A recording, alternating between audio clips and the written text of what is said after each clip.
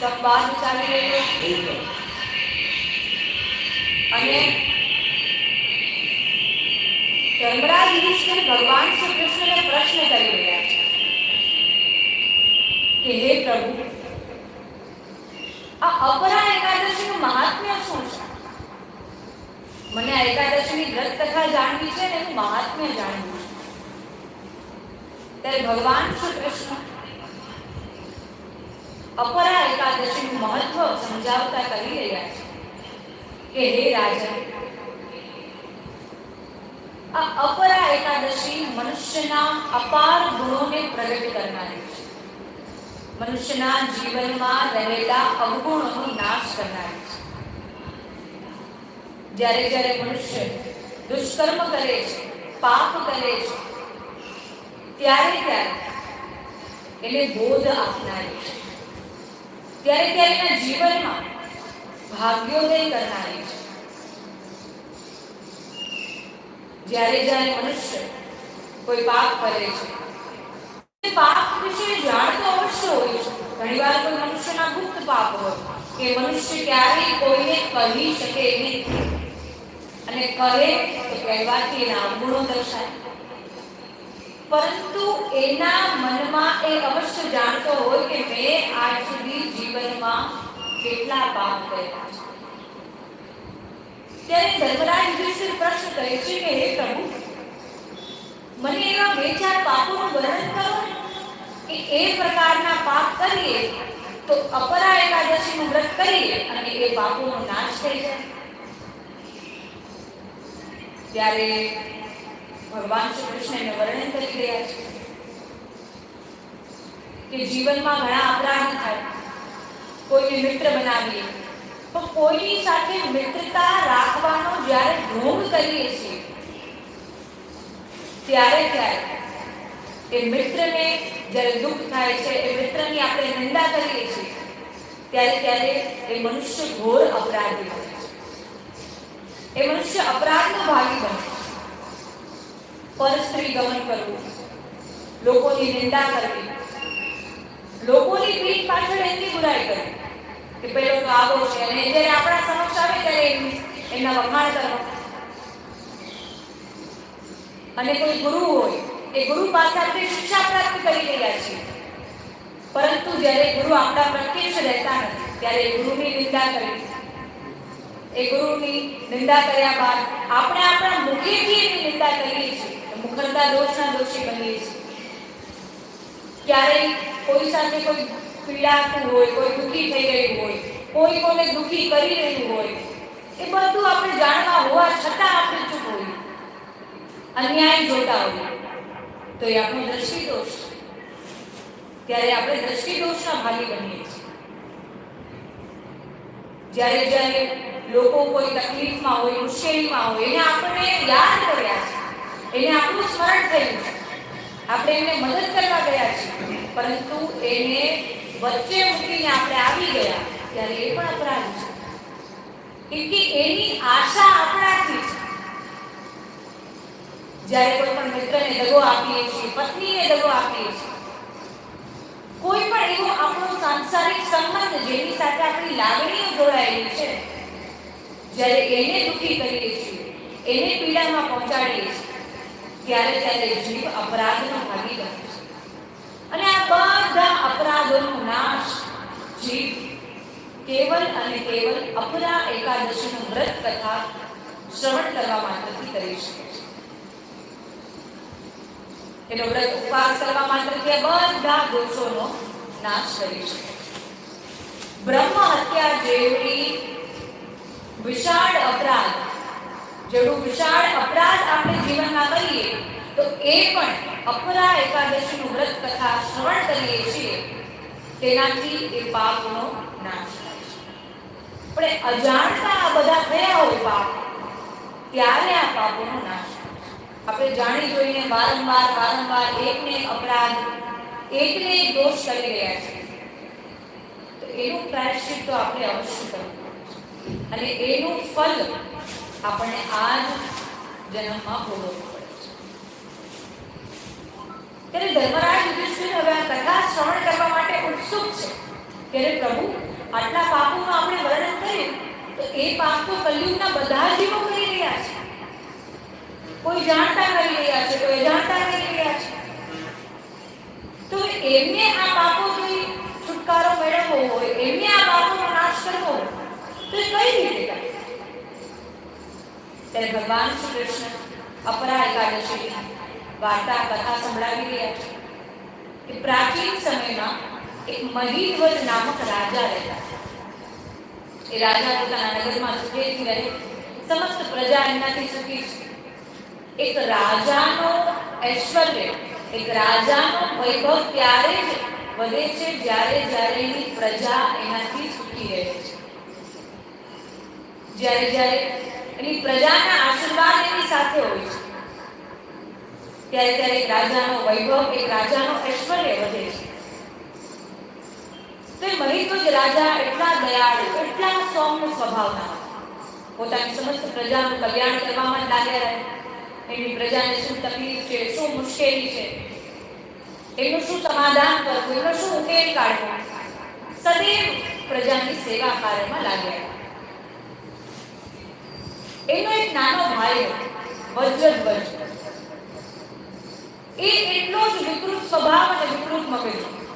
જેટલા એ દયાળુ એટલો એ ક્રૂર. જેટલા એના મોટા ભાઈ દયાળુ સ્વભાવના હતા એટલો જ એનામાં બધા પ્રત્યે હીન ભાવ હતો.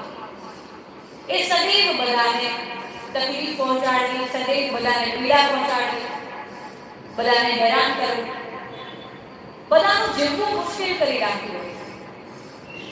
પણ એનું એના ભાઈ અર્થાત મહિધ્વજ રાજા સાથે ક્યારેય મેળ આવતો હતો નહીં.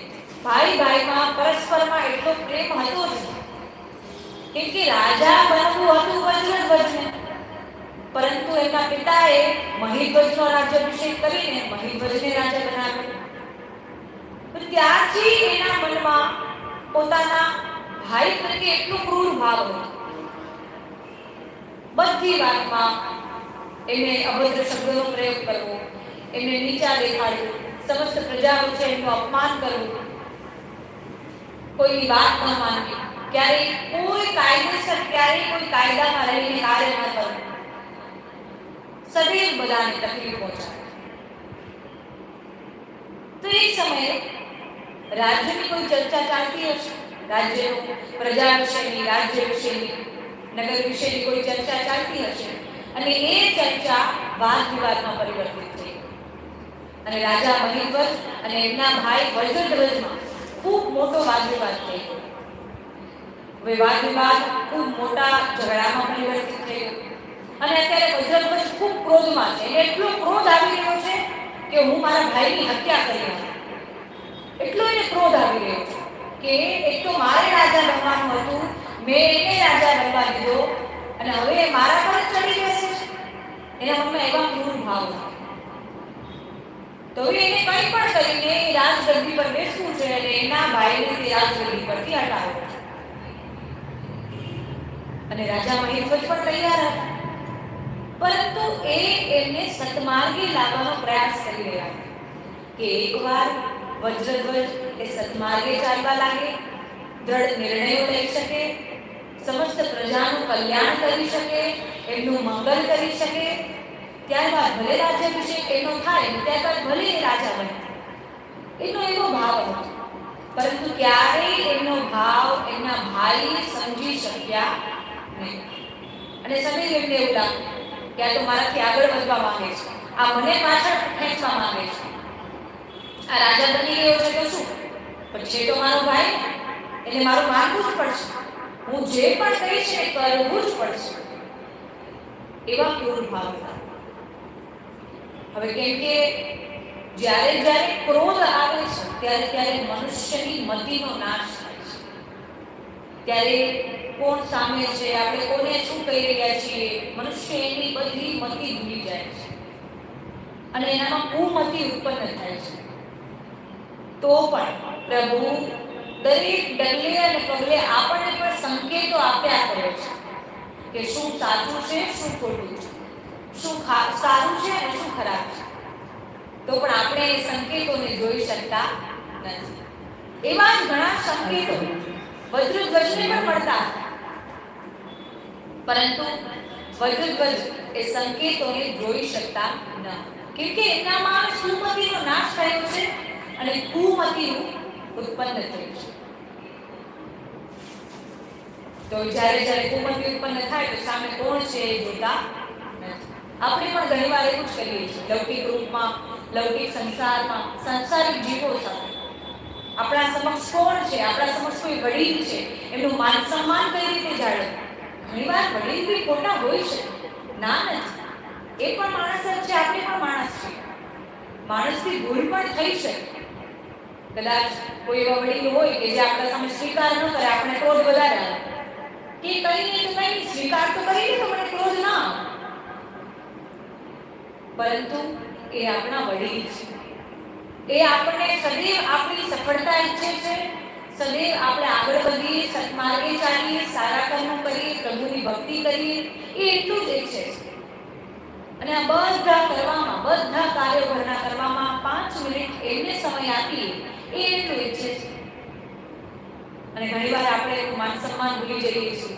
એ ઘણીવાર આપણા સાથે આપણને લઈને, આપણી સફળતાને લઈને કદાચ એવા કાર્યો પણ કરે, એમના નિર્ણયો કદાચ ખોટા હોઈ શકે, વડીલો નિર્ણયો કદાચ ખોટા લઈ શકે, આમથી તેમ થઈ શકે, પરંતુ ક્યારેય એમના લક્ષ્ય ખોટા હોતા નથી, ક્યારેય એમના ઈરાદા, એમના મનના ભાવ એ ક્યારેય ખોટા હોતા નથી.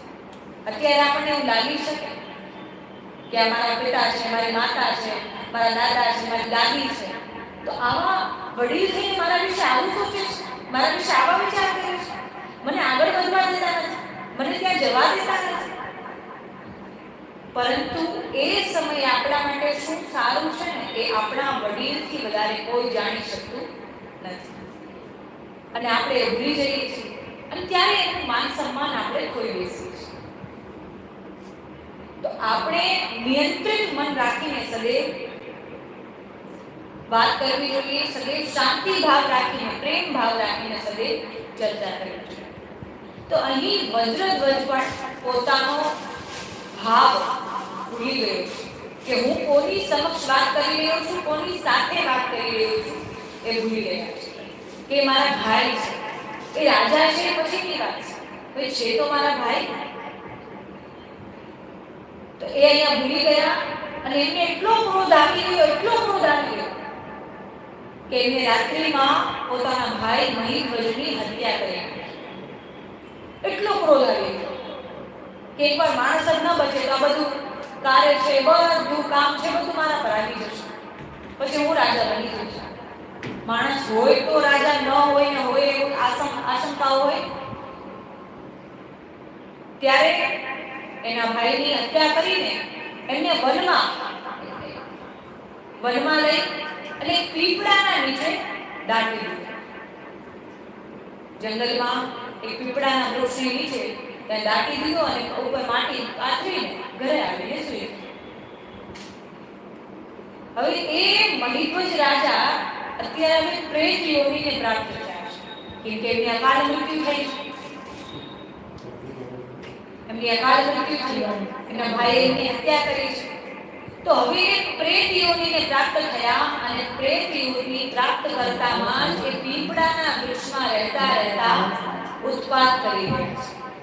બધા આવતા જતા માણસોને હેરાન કરવું, એને અચાનક જ દેખાઈ જવું. આવતા જતા વ્યક્તિઓ હોય તો ડરી જાય, કોઈ પ્રેત છે, ભૂત છે એવું સમજીને લોકો ડરી જતા. તો લોકોએ ધીરે ધીરે એ માર્ગ પરથી પસાર થવાનું બંધ કર્યું. અને એક સમયે ધૌમ્ય ઋષિ નામક એક ઋષિ ત્યાંથી પસાર થઈ ગયા. મહાભારતના એક મહાનુભાવ જેમને કૌરવોની યુદ્ધ લડવામાં સહાયતા કરી હતી, જે ખૂબ જ્ઞાની અને પ્રચંડ વિદ્વાન હતા. તો એ ધૌમ્ય ઋષિ ત્યાંથી પસાર થઈ રહ્યા છે.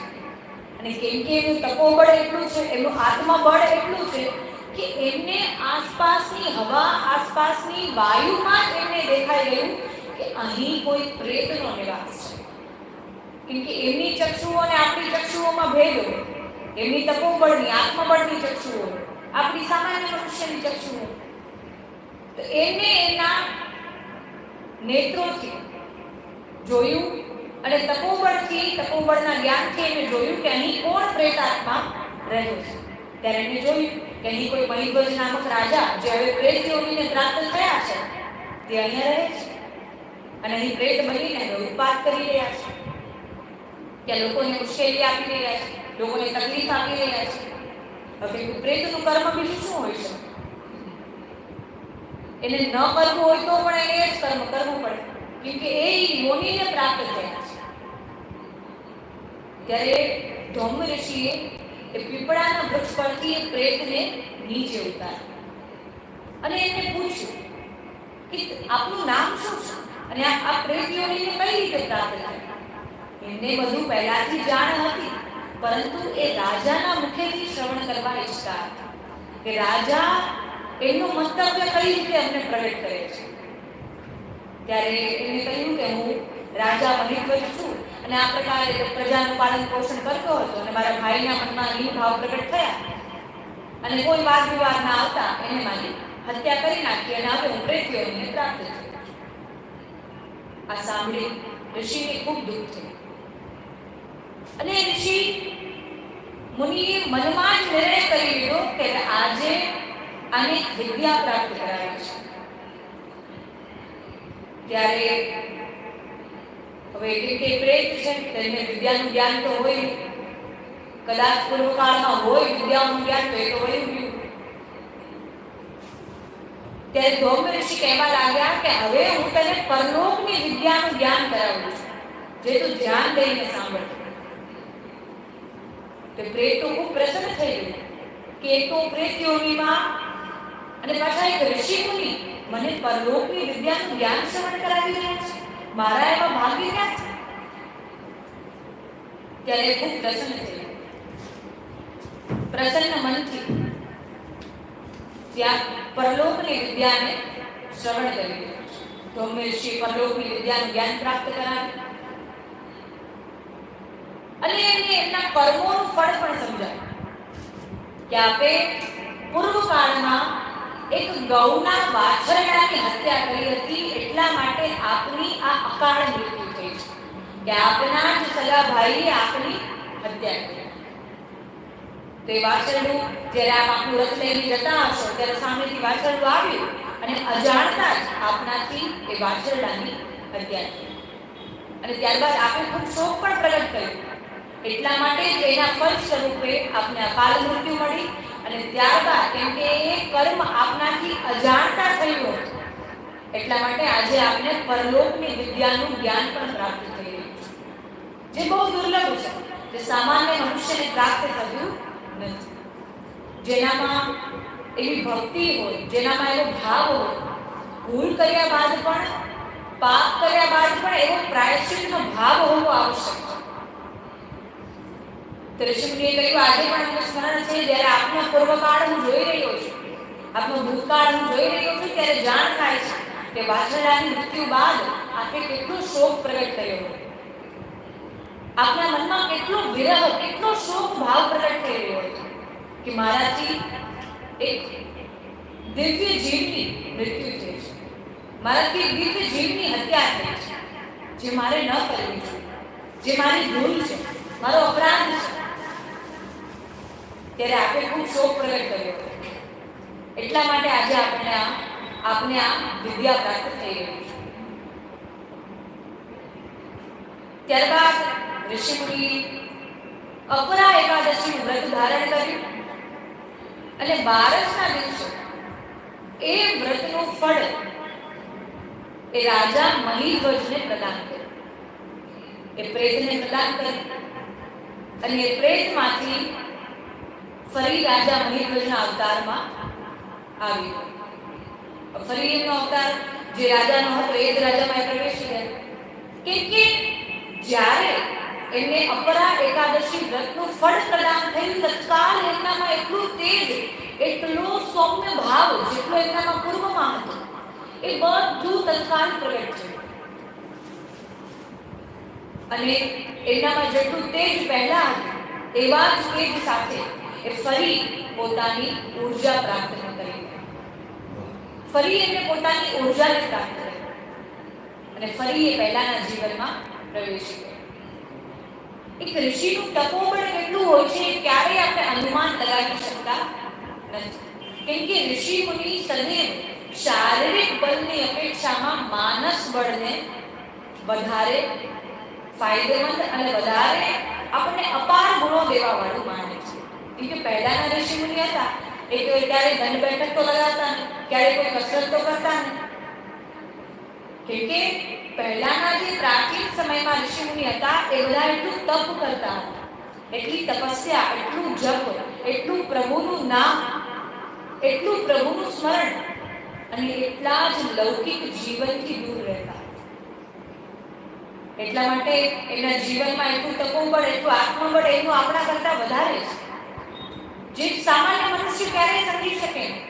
સામાન્ય મનુષ્ય ક્યારેય કલ્પના પણ કરી શકે નહીં કે એક ઋષિ મુનિમાં કેટલું તપોબળ હોય છે, એનામાં કેટલું આત્મબળ, એનામાં કેટલું તેજ હોય છે, એનામાં કેવી ઉર્જા હોય છે, એ ક્યારેય કલ્પના કરી શકે નહીં. કલ્પનાની પરે છે બધું.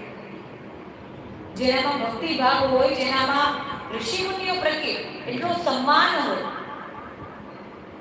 એમના ભાવને, એમના તેજને જ્યારે એ સમજવાનો પ્રયાસ કરે ત્યારે જ એમના ભાવનો એમને ભાન થાય છે. ત્યારે જ એક મનુષ્ય, એક સંતને, એક ઋષિને સમજવાનું ભાનમાં આવે છે.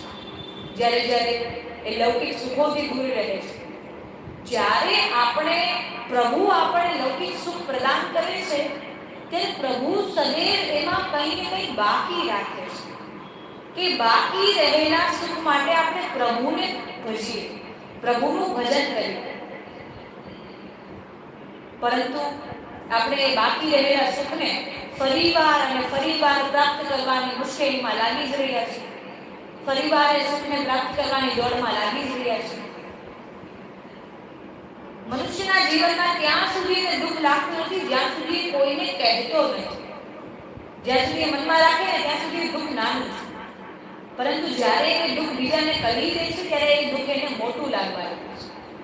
કેમ કે ત્યારે સામા આપણને ચાર પ્રશ્ન કરવામાં આવે છે. અરે, આવું દુઃખ તમને કોણે આપ્યું?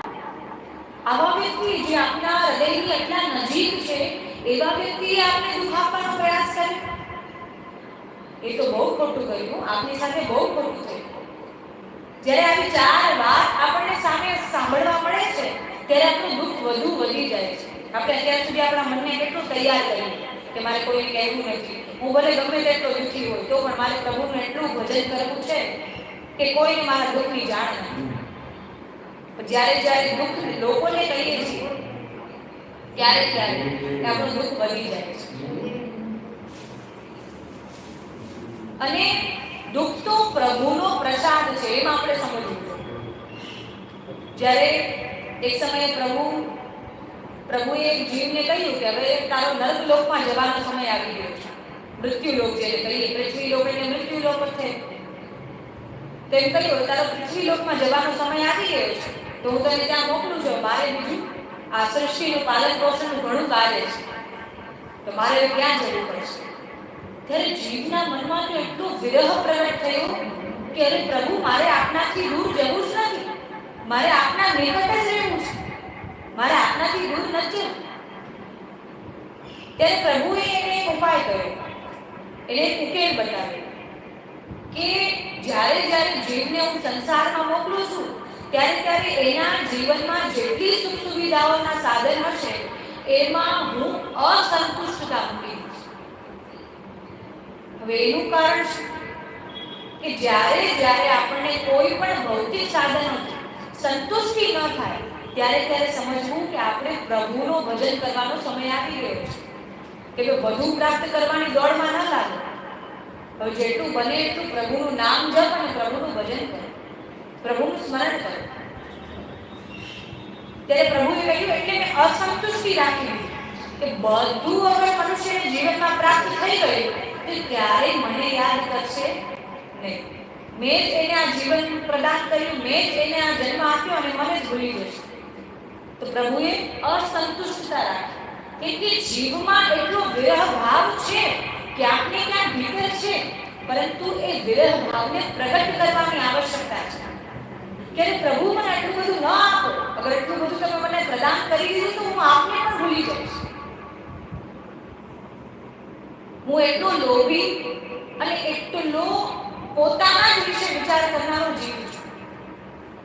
હું એટલો સ્વાર્થી છું કે એટલું બધું મને પ્રદાન કર્યું જે મારા વિચારથી, જે મારા સામર્થ્યથી બહાર છે, તો કે આપને ન ભૂલી જાય, તો આપની નિકટ રહી શકું, મને એવા જ તત્વો અને એવા જ સાધનો પ્રદાન કરજો.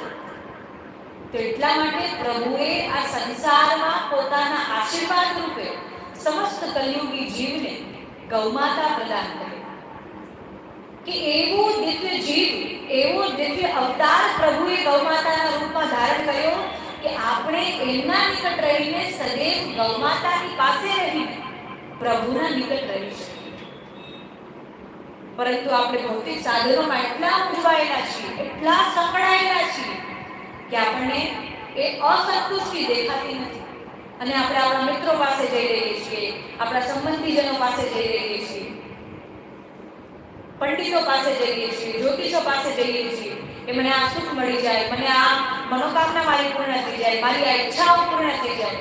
પરંતુ આપણે સંકેત સમજવાનો છે કે પ્રભુએ એ ઈચ્છા બાકી રાખી કે હવે આપણે પ્રભુના નિકટ જવાનો સમય આવી ગયો છે અને પ્રભુના નિકટ રહેવાનું પણ દિવ્ય તત્વ અને દિવ્ય અવતાર પ્રભુએ આ પૃથ્વી પર ધારણ કર્યો છે.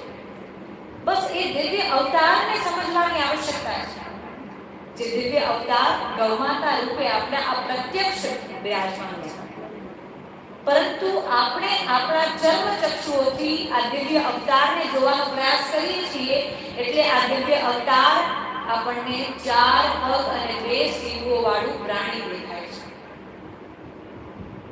એનામાં આપણે દિવ્ય જીવના દર્શન કરી શકતા જ નથી, કેમ કે આપણામાં એનો ભાવ નથી. જેવો ભાવ હોય એવા જ પરિણામ આપણને પ્રાપ્ત થાય છે. ભાવ પ્રગટ થવામાં વિલંબ થઈ શકે, એમાં કોઈ સંદેહ નથી. આજે ભાવ પ્રગટ થવાના હોય તો એની કાલ થઈ શકે, પરંતુ એના અને પ્રયાસ શું છે? કેમ કે જ્યારે જેની આપણે શ્રવણ કરીએ છીએ એ જ કથા આપણને હૃદયારૂઢ થઈ છે, એ જ કથા આપણે હૃદયારૂઢ થાય છે અને એ જ સ્મરણ આપણા મનમાં નિરંતર ચાલતું રહે છે અને ત્યારે આપણને દિવ્ય અવતારનો ભાવ શું છે એની જાણ થાય છે. અને બીજું ભગવાને કહ્યું કે બધું મનુષ્યને જીવન પ્રાપ્ત થઈ જશે ને તો પણ મનુષ્ય ક્યાંક ને ક્યાંક દુઃખી જ રહેશે. હવે એને કઈ સફળતા પ્રાપ્ત કરવી છે, એને સફળતા પ્રાપ્ત થઈ ગઈ તો પણ એમાં કંઈક 1% એવું બાકી જ રહેશે કે 1% ને લઈને દુઃખી થતો રહેશે અને બાકીનું આપણી પાસે જે 99% છે એ સુખીમાં આનંદમાં રહેવાનું ભૂલી જશે, એ સુખને માણવાનું ભૂલી જશે. આ મનુષ્યનો સ્વભાવ છે કે ભગવાને આપણને બધું આપી દીધું હોવા છતાં જે નથી આપ્યું ને એનો દોષારોપણ, એની ફરિયાદો આપણે ભગવાનને કરતા રહીએ છીએ. એ આપણો સ્વભાવ છે. તો ભગવાને કહ્યું દુઃખ એટલે મેં આપ્યું કે બધું એને મળી ગયું તો એ કોને યાદ કરશે? બધું એને મળી ગયું તો મનુષ્ય તો ધન્યવાદ દેવાનું પણ ભૂલી જાય છે. તો એટલા માટે દુઃખ પણ આપણા જીવનમાં આવે તો એ પણ પ્રભુનો પ્રસાદ છે એવું માનીને આપણે ચાલવું. કેમ કે દુઃખથી પણ આપણે કંઈક ને કંઈક શીખતું રહેવું જોઈએ. એ દુઃખ આપણને કોના તરફથી મળી રહ્યું છે, એ દુઃખ આપણને કોણ આપી રહ્યું છે, એના તરફથી પણ આપણને શીખવા મળે છે. અને મનુષ્ય જ્યારે કંઈ ને કંઈ શીખતો રહે છે ત્યારે ક્યારેય દુઃખી થતો નથી. અને જ્યારે મનુષ્ય સુખી અને સંતુષ્ટ થઈ જાય છે તો સમજી લો કે એ મનુષ્ય ભક્ત હવે બની ગયો, હવે ભક્તની સીમાને પાર કરી ગયો છે. કેમ કે હવે બધા લોકોના અવગુણોમાં પણ સુખ દેખાઈ રહ્યો છે, અર્થાત એને ફરિયાદ કરવાનું બંધ કરી દીધું છે, અર્થાત એને જે પ્રભુના સ્મરણમાં આનંદ આવી રહ્યો છે, પ્રભુની સેવા કરવામાં જે આનંદ આવી રહ્યો છે, ગૌમાતાના નિકટ રહીને પ્રભુના નિકટ રહેવાનો જે અનુભવ થઈ રહ્યો છે, એટલા માટે હવેના જીવનમાં કોઈ દુઃખ બચ્યું નથી. ત્યારે સમજવું કે હવે હું ખરેખર એવો ભક્ત થઈ ગયો છું. અને જ્યારે મનુષ્ય ભક્ત બની જાય છે ત્યારે ક્યારેય દુઃખી રહેતો નથી. તો આ જ પ્રકારે ધૌમ્ય ઋષિએ વાજરણાની હત્યાનો અપરાધ રાજા મહિધ્વજને કહ્યો અને રાજા મહિધ્વજને ફરી શોક પ્રગટ થયો છે કે આ મારાથી શું થઈ ગયું, આ ભૂતકાળમાં મારાથી જે પણ અપરાધ થયો છે. ત્યારે ધૌમ્ય ઋષિએ પોતાની એકાદશીનું ફળ મહિધ્વજ રાજાને પ્રદાન કર્યું. મહિધ્વજ રાજા પોતાના પૂર્વ રૂપમાં આવી ગયા અને ફરી પોતાના રાજ્યમાં જઈ અને રાજા બની અને રાજ કરવા લાગ્યા. ફરી પોતાની પ્રજાને મંગલ કરવા લાગ્યા. પોતાની પ્રજાનું સમસ્ત દુઃખ શ્રવણ કરવું, એમની તકલીફોને સાંભળવું અને ત્યારબાદ એની તકલીફોનો ઉકેલ કાઢવો, એનું સમાધાન કરવું એ રાજાનું એક કર્તવ્ય બન્યું. અને ત્યારબાદ ધૌમ્ય ઋષિ જ્યાંથી આવ્યા હતા ત્યાં પોતાના આશ્રમમાં ચાલ્યા. તો આ પ્રકારે ભગવાન શ્રી કૃષ્ણે ધર્મરાજ યુધિષ્ઠિરને અપરા એકાદશી વ્રત કથા શ્રવણ કરાવી છે. અને ત્યારબાદ ધર્મરાજ યુધિષ્ઠિર પૂછી રહ્યા છે કે આ અપરા એકાદશી વ્રત કથા શ્રવણ કરવાથી શું ફલ પ્રાપ્ત થાય છે, કે જે મનુષ્ય આ કથાને શ્રવણ કરે છે એ મનુષ્ય શું ફલ પ્રાપ્ત કરે છે. ત્યારે ભગવાન શ્રી કૃષ્ણ ધર્મરાજ યુધિષ્ઠિરને કહી રહ્યા છે કે હે રાજન, જે પણ મનુષ્ય આ અપરા એકાદશી વ્રતનું કથા શ્રવણ કરે છે અને શ્રવણ કરાવે છે એ મનુષ્ય ગોલોક ધામને પ્રાપ્ત કરે છે. એ મનુષ્ય ગોલોક ધામનો અધિકારી બને છે. અને જ્યારે ધર્મરાજ યુધિષ્ઠિરે ભગવાનના મુખેથી ગોલોક ધામ એવો શબ્દ શ્રવણ કર્યો ત્યારે એમના મુખ પર એક અનોખું સ્મિત દેખાયા. એક એવું સ્મિત કે જેનાથી અત્યંત પ્રેમ હોય આપણને, ત્યારે એનું નામ આપણે આપણા મુખેથી લઈએ ત્યારે જે સ્મિત, જે પ્રેમ, જે સ્નેહ આપણા મનમાં દેખાઈ આવે છે, આપણા મુખ પર જે સ્મિત દેખાઈ આવે છે, એવું જ સ્મિત અત્યારે ભગવાનના શ્રી મુખ પર દેખાઈ રહ્યું છે. ત્યારે ભગવાન ખૂબ એ શબ્દ બોલતા જ ખૂબ આનંદમાં આવી ગયા અને ખૂબ એમને એમના મુખેથી એમના એ ભાવ, એમના પ્રેમ ભાવ પ્રગટ થઈ રહ્યા છે. હવે ધર્મરાજ યુધિષ્ઠિરની જિજ્ઞાસા વધી રહી છે. જ્યારે જ્યારે જીવની એક મનુષ્યની જિજ્ઞાસા વધે છે ત્યારે એને જે પ્રાપ્ત કરવું હોય એને પ્રાપ્ત થાય છે. બસ ભાવ કેવા છે એ મહત્વનું છે. ત્યારે ધર્મરાજ યુધિષ્ઠિર હવે પ્રશ્ન કરી રહ્યા છે કે હે પ્રભુ, આપે આ ગોલોક ધામ શબ્દનું વર્ણન કર્યું એ તો ખૂબ અલૌકિક અને દિવ્ય ધામ લાગે છે. તો મને ગોલોક ધામ વિશે જાણવું છે. ભલે આપ સૂક્ષ્મમાં કહો, એનો વિસ્તાર કરીએ તો કદાચ કેટલાય યોજનો વર્ષ વીતી શકે છે, પરંતુ આપના શ્રી મુખેથી મારે વિસ્તારપૂર્વક નથી જાણવું. આપ સૂક્ષ્મમાં મને ગોલોક ધામનું વર્ણન કરો, કેમ કે આજે આપના મુખે, આપના મુખ પર જે પ્રેમ ભાવ દેખાઈ રહ્યા છે એ કદાચિત જ ફરી જોવા મળી છે. આજ આપે આ શબ્દ કહીને મને ખૂબ આનંદ પ્રદાન કર્યો છે અને મને આજે પરમ આનંદની પ્રાપ્તિ થાય છે. ત્યારે ભગવાન શ્રી કૃષ્ણ આગળ ગૌલોક ધામનું વર્ણન કરી રહ્યા છે. ગૌલોક ધામનું વર્ણન કરી રહ્યા છે અને એમના વર્ણન કરતામાં જ આસપાસની વાયુમાં એવી શીતળ વાયુ અને મંદ મંદ રહેતી વાયુ શરૂ થઈ રહી છે. એટલી સુગંધિત હવાઓ થઈ રહી છે.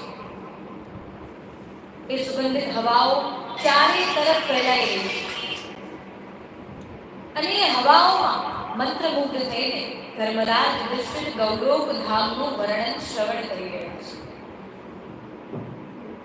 ભગવાન શ્રી કૃષ્ણ એ વર્ણન કરી રહ્યા છે, જેનું વર્ણન બ્રહ્મ સંહિતા અને ગર્ગ સંહિતામાં આપણને જોવા મળે છે. જેમાં આપણને વર્ણન મળે છે કે એવા ભગવાન જે સદૈવ પરમ પુરુષ પૂર્ણ પુરુષોત્તમ જે પરમ ધામમાં બિરાજમાન થાય છે એવું ધામ છે આ ગૌલોક ધામ. આ ગૌલોક ધામનો શાબ્દિક અર્થ આપણે જોઈએ તો એનો અર્થ થાય કે ગાયોનું ધામ, જ્યાં ગૌમાતા સદૈવ નિવાસ કરે છે એવું છે આ ગૌલોક ધામ, જે પરમ ધામ છે, જે સનાતન ધામ છે, જે બધા વૈકુંઠોથી ઉપર છે, જે બધા ધામથી ઉપર છે, જેને સર્વોત્કૃષ્ટ ધામ માનવામાં આવે છે, જે સદૈવ બધા ગુણોથી પરે છે, સતોગુણ, તમોગુણ અને રજોગુણ, આ ત્રણેય ગુણોથી પરે છે એ પરમ ધામ, જ્યાં એ ત્રણેય ગુણોનો પ્રવેશ જ નથી. મન, શાંતિ, અહંકાર, માયા, મોહ, ક્રોધ, વાસના એ બધાથી પરે છે આ પરમધામ, જ્યાં ગુણ અવગુણ કોઈ માન્ય ધરાવતા નથી. કોઈ પણ પ્રકારની તકલીફ, કોઈ પણ પ્રકારની મુશ્કેલી, સમસ્યા કંઈ પણ જ્યાં દેખાઈ પડતી નથી, જ્યાં સર્વત્ર આનંદ અને આનંદ ફેલાઈ રહ્યો છે એવું પરમધામ છે આ ગૌલોક ધામ. આ ગૌલોક ધામ એ વૈકુંઠ ધામથી ઉપર છે, જે સર્વોત્કૃષ્ટ અને સૌથી ઊંચું અને સૌથી વિશાળ ધામ જેને માનવામાં આવે છે. એક એવું ધામ જ્યાં ગૌમાતાઓ સ્વામિત્વ કરે છે, જ્યાંનું સ્વામિત્વ એ ગૌમાતાના હાથમાં છે. એ ધામ કઈ રીતે ચાલે, એ ધામમાં કોનો પ્રવેશ હોઈ શકે, કોનો પ્રવેશ નિષેધ છે, એ બધું ગૌમાતા કરે છે, જેના રહેવાથી એ ધામ પરમધામની ગતિને પ્રાપ્ત થયું છે એવું છે આ ગૌલોક ધામ. અને પ્રભુએ તો સાક્ષાત અવતાર જ ધારણ કર્યો છે ગોવાળના સ્વરૂપમાં. ગોપાલ બનીને પ્રભુ આવ્યા, ગૌચારણ કરીને, ગૌસેવા કરીને સર્વત્ર વિશ્વને ગૌચારણનો, ગૌસેવાનો, ગૌમાતાના સંરક્ષણનો ઉપદેશ આપ્યો છે, એવો સંદેશ પ્રદાન કર્યો છે. તો એવા યુગલ સ્વરૂપ એવા પ્રભુને આપણે નમસ્કાર કરી, એમને વંદન કરી અને ભગવાન શ્રી કૃષ્ણના કમલયુપી ચરણો સાષ્ટાંગ દંડવત પ્રણામ કરી. એક સમયે પૃથ્વીનો ભાર જ્યારે વધી રહ્યો છે, પ્રાચીન કથાથી આપણને પ્રાપ્ત થાય છે કે જ્યારે પૃથ્વીનો ભાર વધી રહ્યો છે, દુષ્ટ મનુષ્યોના આક્રમણથી, દુષ્ટ રાજાઓના આક્રમણથી, યુદ્ધથી જ્યારે પૃથ્વી ભારી થઈ ગઈ છે, ત્યારે ખૂબ દુઃખી થઈ ગઈ છે અને એ પોતાનો દુઃખ લઈ, પોતાની વ્યથા લઈ ગૌમાતાનું રૂપ ધારણ કરીને બ્રહ્માજી પાસે જાય છે અને બ્રહ્માજીને સમસ્ત પોતાનું દુઃખ કહે છે, પોતાની વ્યથા કહે છે. બધા દુષ્ટ રાજાઓનું આક્રમણ, દુષ્ટ અસુરોનું, દૈત્યનું આક્રમણ ના ભારથી પૃથ્વીનો ભાર વધી રહ્યો છે. ત્યારે સમસ્ત દેવતાઓ ગૌમાતા વતી બ્રહ્માજીને ગુહાર લગાવી અને બ્રહ્માજી ત્યાં પ્રગટ થયા છે. અને ત્યારે બધી જે તકલીફ, એમની વ્યથા, એમનું દુઃખ બધું બ્રહ્માજીએ જાણ્યું. ત્યારે બ્રહ્માજીએ કહ્યું કે મારું કર્તવ્ય તો છે આ સૃષ્ટિને રચના કરવાનું, આ સૃષ્ટિનું પાલન પોષણ કરવાનું કર્તવ્ય તો ભગવાન વિષ્ણુનું છે. તો ભગવાન વિષ્ણુ જ આપણને માર્ગ બતાવી શકે કે પૃથ્વીનો ભાર કઈ રીતે ઓછો, પૃથ્વી માતાને કઈ રીતે શાંતિ પ્રદાન. ત્યારે પૃથ્વી માતા જે ગૌરૂપ ધારણ કરીને આવ્યા અને સમસ્ત દેવતાઓ અને બ્રહ્માજી ભગવાન વિષ્ણુ પાસે ગયા. ભગવાન વિષ્ણુને બધી વ્યથા કરી, પોતાનું દુઃખ કહ્યું. ત્યારે ભગવાન વિષ્ણુ કહે કે મારું કર્તવ્ય તો સંસારનું પાલન પોષણ કરવાનું છે. સંસારને કઈ તકલીફ થાય, કઈ મુશ્કેલી આવે, કઈ સંકટ, ત્યારે એ સંકટને દૂર કરવું ભગવાન શ્રી કૃષ્ણનું છે. તો એનો ઉકેલ મારી પાસે પ્રાપ્ત થશે ને. મારાથી પણ વધુ, મારાથી પણ અતિરિક્ત ભગવાન શ્રી કૃષ્ણ આપણને આ માર્ગ બતાવી શકે છે કે કઈ રીતે પૃથ્વી પર આવેલો સંકટ દૂર થાય અને પૃથ્વીને શાંતિ પ્રદાન થાય, પૃથ્વીને પ્રસન્નતા પ્રદાન થાય. ત્યારે ભગવાન વિષ્ણુ, બ્રહ્માજી, સમસ્ત દેવતાઓ અને ગૌ રૂપ ધારણ કરેલા ભગવાન શ્રી કૃષ્ણ પાસે જઈ. ત્યારે ભગવાન વિષ્ણુ કહે કે ભગવાન શ્રી કૃષ્ણ જે ગૌલોક ધામમાં બિરાજમાન છે, એ ગૌલોક ધામમાં આપણે જવું પડશે. કે અત્યારે આપણા ધ્યાન લગાવવા પર પણ ભગવાન શ્રી કૃષ્ણ આપણને દર્શન આપશે નહીં, કેમ કે અત્યારે પરમ ધામમાં નિવાસ કરી રહ્યા છે. તો આપણે ત્યાં જઈને આપણી વ્યથા, આપણું દુઃખ એમને બતાવવું છે. ત્યારે બધા દેવતાઓ આશ્ચર્યચકિત થઈ રહ્યા છે કે અરે, આપના સિવાય પણ કોઈ અતિરિક્ત મહાન શક્તિ છે ખરી કે જે આ સમસ્યાનો ઉકેલ કાઢી શકે? એવી કઈ બડી મહાન શક્તિ છે, અથવા એવું કઈ પરમ ધામ છે કે જ્યાં જવા માટે આપ એટલા વિચાર કરી રહ્યા છો? કે અત્યાર સુધી દેવતાઓએ ગૌલોક ધામના દર્શન કર્યા નથી. તમે દેવતાઓને આશ્ચર્ય થઈ ગયું છે. ત્યારે ભગવાન વિષ્ણુ કહે કે એ તો આપણે જઈને દર્શન કરીશું, ત્યારે આપણને જાણ થશે. ત્યારે દેવતાઓને ઉચિત લાગ્યું. ત્યારે બધા વિચાર કરે જઈએ કઈ તરફ? કેમ કે બધે બાજુ જોઈએ તો દેવ છે, પાતાળ લોક છે, શિવલોક છે, બધા ભિન્ન ભિન્ન લોક હતા. બધા પ્રત્યેક લોકના સ્વામિત્વ ભગવાન શ્રી કૃષ્ણ.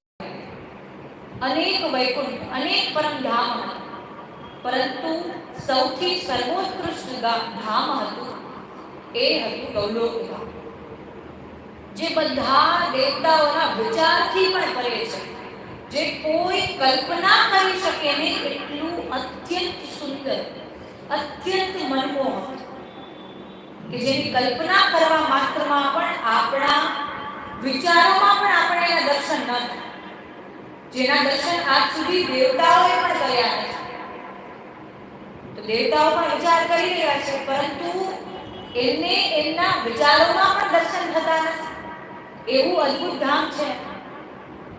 તો બધા હવે પૃથ્વીના એ વૈકુંઠ લોક તરફથી શિરોભાગ તરફ વધી રહ્યા છે, શિરોભાગ તરફ આગળ જઈ રહ્યા છે.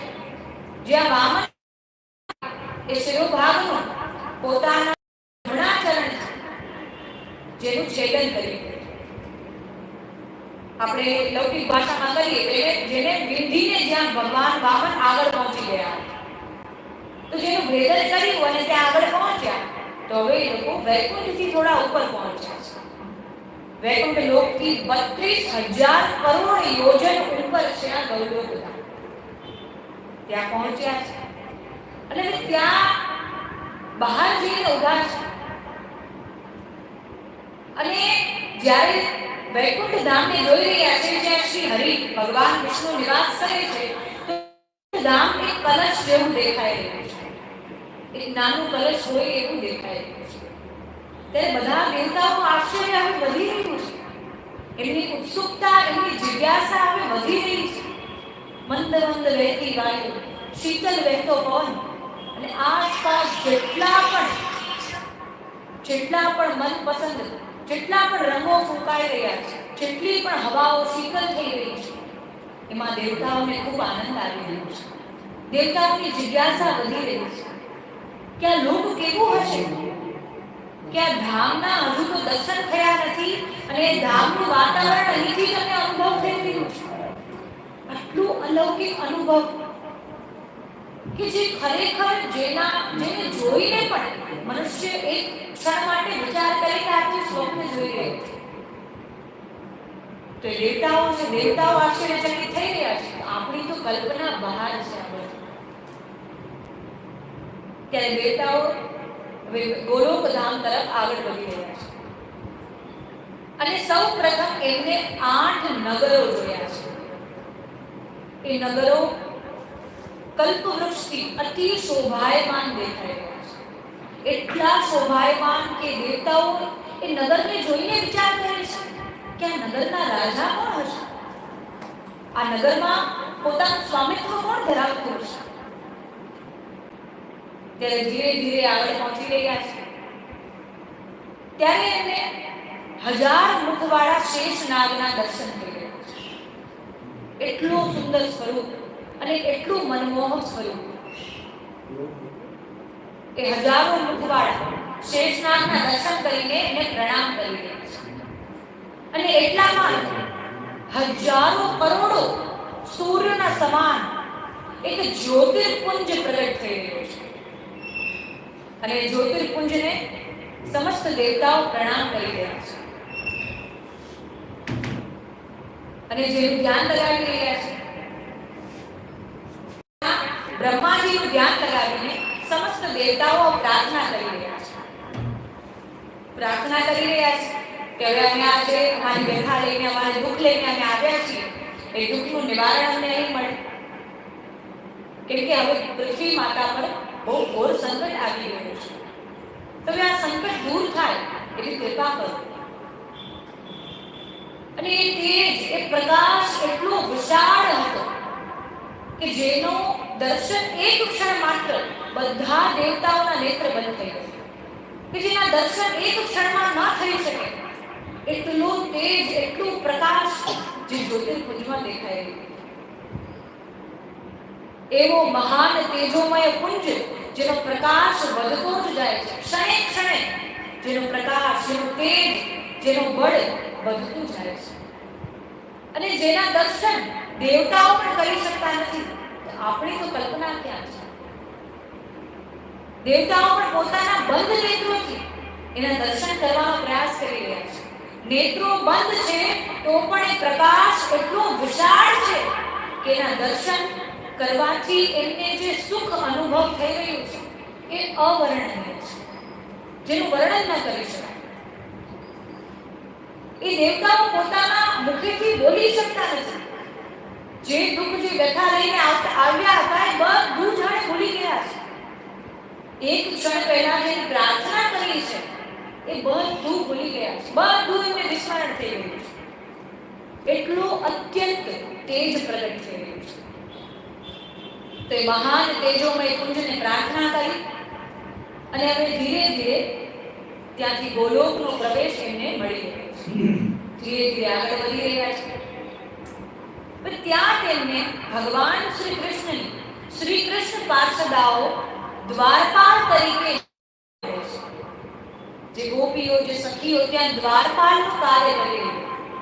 અને એટલું મનમોહક એનું સ્વરૂપ કે દેવતાઓને મનમાં વિચાર આવે કે જે ધામની પાર્ષદાઓ આટલી મનમોહક હોય એ ધામ કેટલું સુંદર હશે, એ ધામ કેટલું અત્યંત સુંદર હશે કે પાર્ષદાઓ એમને મંત્રમુગ્ધ કરી રહી હતી, એમને ત્યાં એટલી મોહિત કરી રહી હતી. તો પણ એને પોતાનું નિયંત્રણ રાખીને એને પ્રશ્ન કર્યો કે હે કૃષ્ણ પાર્ષદાઓ, અમને ગોલોક ધામમાં ભીતર પ્રવેશ જોઈએ છે, તો અમારા પર કૃપા કરો અને પ્રભુને જઈ કહો કે આવી રીતે દેવતાઓ, બ્રહ્માજી અને ભગવાન વિષ્ણુ પધાર્યા છે, તો એ એમને ઓળખી જશે. ત્યારે પાર્ષદાઓ જ્યારે ભીતર ગઈ ત્યારે એક સખીને કહ્યું. ત્યારે શતચંદ્રાનના નામક સખી એ હાથમાં બેટ લઈને અને બહાર આવી. આવીને પૂછી રહી છે કે અરે આપ લોકો કોણ છો અને આપને ભીતર કેમ જવું છે? તો ભગવાન વિષ્ણુ અને બ્રહ્માજી તો વિચાર કરે કે અમે તો સૃષ્ટિના રચયિતા છીએ, જેનું રચના કરી છે, સૃષ્ટિનું પાલન પોષણ કરી રહ્યા છીએ, અને આ તો અમને જ ઓળખવાની ના કરે છે, આ તો અમને જ ઓળખતી નથી. ત્યારે દેવતાઓ કહી રહ્યા છે કે અમે બધા દેવલોકના દેવતાઓ છીએ અને આ સૃષ્ટિના રચયિતા બ્રહ્માજી છે, જેમનામાં અપાર તેજ, જેમનામાં અપાર ગુણોથી પણ જે પરે છે, અને આ ભગવાન વિષ્ણુ છે જે સૃષ્ટિનું પાલન પોષણ કરી રહ્યા છે. ત્યારે ચંદ્રનના પ્રશ્ન કરે છે કે એ તો બધું બરાબર છે, પણ આપ કયા વૈકુંઠ ધામથી આવ્યા છો? બધા દેવતાઓ એકબીજાનું મુખ જોઈ રહ્યા છે કે વૈકુંઠ તો એક જ છે, તેમાં કેટલા અને કયા વૈકુંઠ ધામનો પ્રશ્ન ક્યાં આવ્યો? બધા એકબીજાનું મુખ જોઈ રહ્યા છે અને આશ્ચર્યચકિત થઈને સતચંદ્રાનંદાને પ્રશ્ન કરી રહ્યા છે કે અમે તો વૈકુંઠ ધામ તો એક જ છે અને અમે એ વૈકુંઠથી આવ્યા છીએ જ્યાં ભગવાન વામનનો અવતાર થયો છે. અમે એ લોકથી આવીએ છીએ જ્યાં વામન દેવનો અવતાર થયો છે અને જેમને ત્રણ ડગલામાં પૃથ્વીને પોતાના તરફ કરી દીધી. તો એ વામન દેવનો આ પવિત્ર અને પાવન ધામ છે. ત્યારે સતચંદ્રાનંદા ફરીવાર પ્રશ્ન કરે છે કે એ તો બધું ઠીક છે, ભગવાન વામનનો અવતાર થયો એ તો બધું ઠીક છે, પરંતુ આપ કયા વૈકુંઠ ધામથી આવો છો? એ વૈકુંઠ ધામ કયા નામથી જાણવામાં આવે છે? ત્યારે ફરી દેવતાઓ આશ્ચર્યચકિત થઈ ગયા. દેવતાઓ એકબીજાનું મુખ જોઈ રહ્યા છે અને દેવતાઓ કહી રહ્યા છે કે અમને તો અમારા વૈકુંઠ ધામ વિશે આ જ એક ઓળખાણ ખબર છે કે હજુ સુધી વામન ભગવાનનો અવતાર થયો છે, જે સૌથી દિવ્ય અવતાર છે, ભગવાનના દશાવતાર માનવામાં આવે છે. ત્યારે દેવતાઓ પૂછી રહ્યા છે કે શું આ એક વૈકુંઠ સિવાય પણ કોઈ બીજું વૈકુંઠ છે ખરું? ત્યારે સતચંદ્રાનંદાએ કહ્યું કે આપના સમક્ષ આ નદી જોઈ રહ્યા છે, જેનું નામ વિરજા નદી છે, અને આ વિરજા નદીમાં આપના જેવા હજારો કરોડો દેવતાઓ ત્યાં તરી રહ્યા છે, અને આપના જેવા જે વૈકુંઠથી પણ આવી રહ્યા છો એવા હજારો કરોડો વૈકુંઠો ત્યાં તરી રહ્યા છે. તો આપને કયા વૈકુંઠનો એટલો મનમાં અહંકાર છે? દેવતાઓને ઘણીવાર સમયે અહંકાર આવી જતું હોય છે.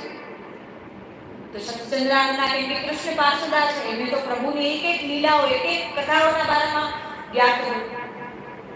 તેમણે કહ્યું આપને કઈ વાતનો અહંકાર છે કે આપની પાસે આપ જે સ્થાન પર રહી રહ્યા છો એ જ એક સ્થાન વૈકુંઠ છે, બીજા કોઈ અન્ય સ્થાન વૈકુંઠ નથી? ત્યારે કહ્યું કે આ નદીમાં કેટલા હજારો સેંકડો વૈકુંઠ ધામ તરીને જઈ રહ્યા છે. હજારો યોજન લાંબી આ નદી છે જે ગોલોક ધામની શોભા વધારી રહી છે. ત્યારે દેવતાઓ તો ખૂબ આશ્ચર્યચકિત થયા અને સતચંદ્રાનંદના ભીતર ગઈ ભગવાન શ્રી કૃષ્ણને દેવતાઓ અને ભગવાન વિષ્ણુ અને બ્રહ્માજીના આગમન વિશે વાત કરી અને ત્યારે એમને ભીતર પ્રવેશ કરવા કહ્યું. જ્યારે બધા દેવતાઓ, બ્રહ્માજી અને ભગવાન વિષ્ણુ અને ગૌમાતા, જે પૃથ્વી માતાનું રૂપ ધારણ કરીને ગૌમાતા આવ્યા હતા, એ બધા ત્યાં ધીરે ધીરે પ્રવેશ કરી રહ્યા છે. ત્યાં પ્રવેશ કરતામાં જ ગોવર્ધનના દર્શન થઈ રહ્યા છે.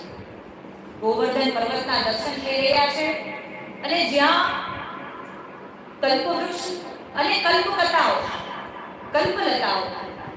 જે અલંકૃત રાસ મંડળથી સુશોભિત હતી, જે રાસ મંડળને સુશોભિત કરી રહી છે, એવા કલ્પવૃક્ષના પણ દર્શન થઈ રહ્યા છે.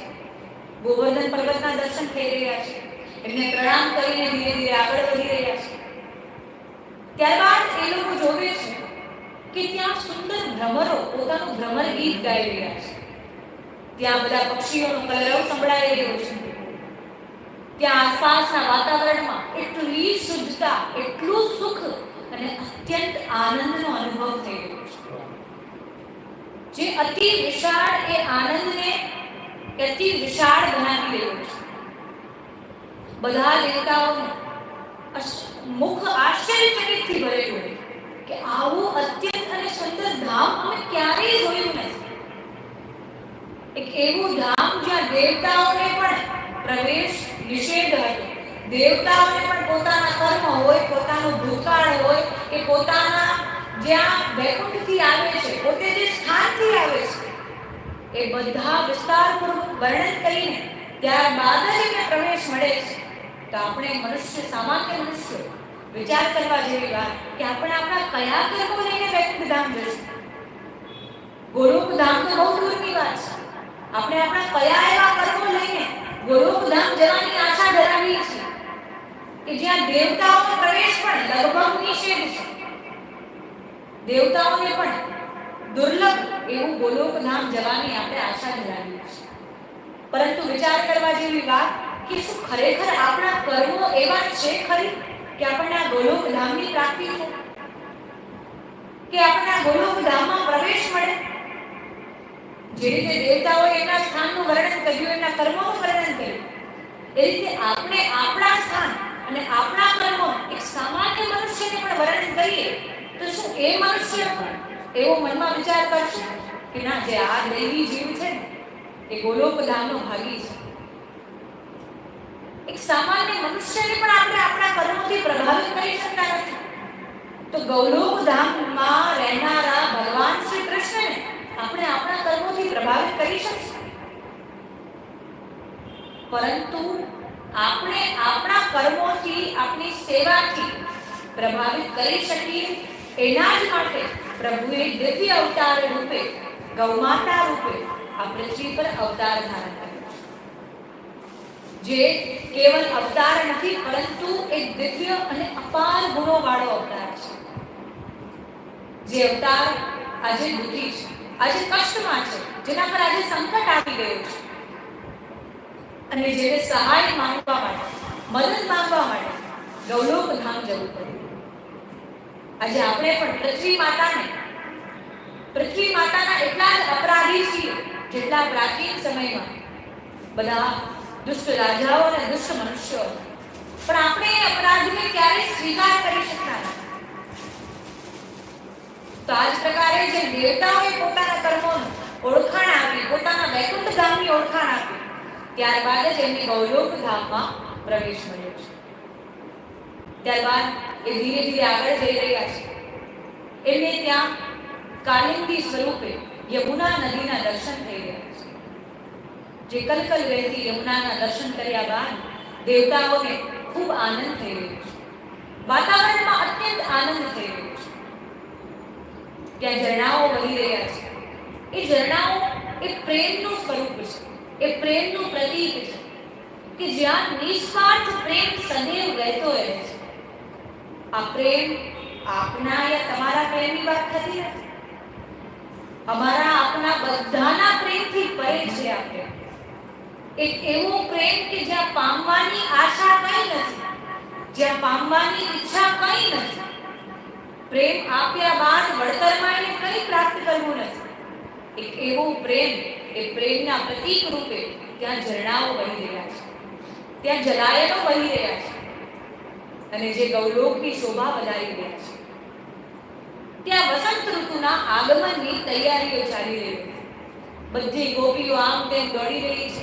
કોઈ પુષ્પ એકત્રિત કરી રહી છે, કોઈ કલ્પવૃક્ષને સજાવી રહી છે, કોઈ ગૌલોકને સુશોભિત કરી રહી છે, કોઈ પોતે પોતાનો શૃંગાર યમુના નદીમાં પોતાને નિહાળી રહી છે, પોતાનો શૃંગાર નિહાળી રહી છે કે આજે તો પ્રભુને પ્રિય લાગે એવો શૃંગાર ધરું, કે આજે તો પ્રભુને પ્રિય લાગે એવો હું વસ્ત્ર ધારણ કરું. પોતાના સ્વરૂપને ભગવાન શ્રી કૃષ્ણના નેત્રોથી નિહાળવાનો પ્રયાસ કરી રહી છે. પોતાના સ્વરૂપને એટલું મનમોહક બનાવી રહી છે કે ભગવાન શ્રી કૃષ્ણને પણ મોહી લીધું, એમને પણ મોહિત કર્યું. આજે એવું મારે તૈયાર થવું છે. બધી ગોપીઓ, બધી સખીઓનો એવો ભાવ હતો. ત્યાં બધી સખીઓ વસંત ઋતુની, વસંત વિહારની તૈયારીઓ કરી રહી છે. ત્યાં થોડા આગળ જઈ અને જોઈ રહ્યા છે જ્યાં હજારો દલવાળું કમળ દેખાઈ રહ્યું છે અને એ હજારો દલના ભીતર 18 દલવાળું એક હજુ કમળ દેખાઈ રહ્યું છે અને ત્યાં 18 દળના ભીતર પણ એક 8 દળ દેખાઈ રહ્યું છે કે જે અષ્ટ સખાઓ, શ્રીદામા, સુદામા આદિ ગોપ ગોપાંગનાઓ અને એક બીજા 8 છે એ અષ્ટ સખીઓનો પ્રતીક દર્શાવી રહ્યા છે. કે જે ભગવાન શ્રી કૃષ્ણ જેના દ્વારા સેવિત છે, જે અષ્ટ સખાઓ અને અષ્ટ સખીઓ જે ભગવાન શ્રી કૃષ્ણની યુગલ સ્વરૂપે સેવા કરી રહી છે, જેના દ્વારા પ્રભુ સાક્ષાત સેવિત છે, પ્રભુ જાણે એમ કહી શકીએ કે એમના વશમાં છે. ષોડશ ગ્રંથોમાં પણ આપણે બતાવ્યું કે પ્રભુ એ ભક્તોના વશમાં છે, કે જ્યારે જ્યારે ભક્ત પોતાનો ભાવ પ્રભુ પ્રત્યે પ્રગટ કરે છે, પોતાનો મનનો ભાવ જ્યારે જ્યારે પ્રભુને બતાડે છે, ત્યારે ત્યારે પ્રભુ એની ભક્તિથી રીઝાઈને એના વશમાં થઈ જાય છે. ભક્ત એ છે કે જે પ્રભુને યાદ કરે, પરંતુ ભગવદીય એ છે કે જેને પ્રભુ યાદ કરે કે આજે મારો જીવ મારી સેવા કરવા આવ્યો નથી, જે મારા લીલાનો જીવ છે એ મારા નિકટ મને દેખાતો નથી, ત્યારે સમજવું કે આપણે ભક્તમાંથી ભગવદીયની શ્રેણીમાં આવી ગયા છે. ભક્ત એ છે કે જે સેવા કરવા ઈચ્છે કે મારે સેવા કરવી છે, પરંતુ પ્રભુનો ભગવદીય એ જ છે કે જેનાથી પ્રભુ સેવા કરાવે, કે જે ક્યારેય મનમાં વિચાર કરતો નથી કે મારે સેવા કરવી છે, મારે આમ કરવું છે, મારે તેમ કરવું છે. જે સદૈવ મનમાં વિચાર કરે છે કે પ્રભુ મારાથી કરાવે એટલું મારે કરવું છે, પ્રભુ મારી આ સેવા લે બસ, પ્રભુ મારા પર એટલી કૃપા કરે, પ્રભુ મને એવો આશીર્વાદ આપે કે હું આ એની સેવા કરી શકું, પ્રભુ મારા પર એટલી કૃપા કરે કે હું એના નિકટ રહી શકું. જ્યારે જ્યારે એવો જીવનો ભાવ થાય છે, ત્યારે ત્યારે પ્રભુ એની લીલામાં, એની સેવામાં એ જીવનો અંગીકાર કરે છે.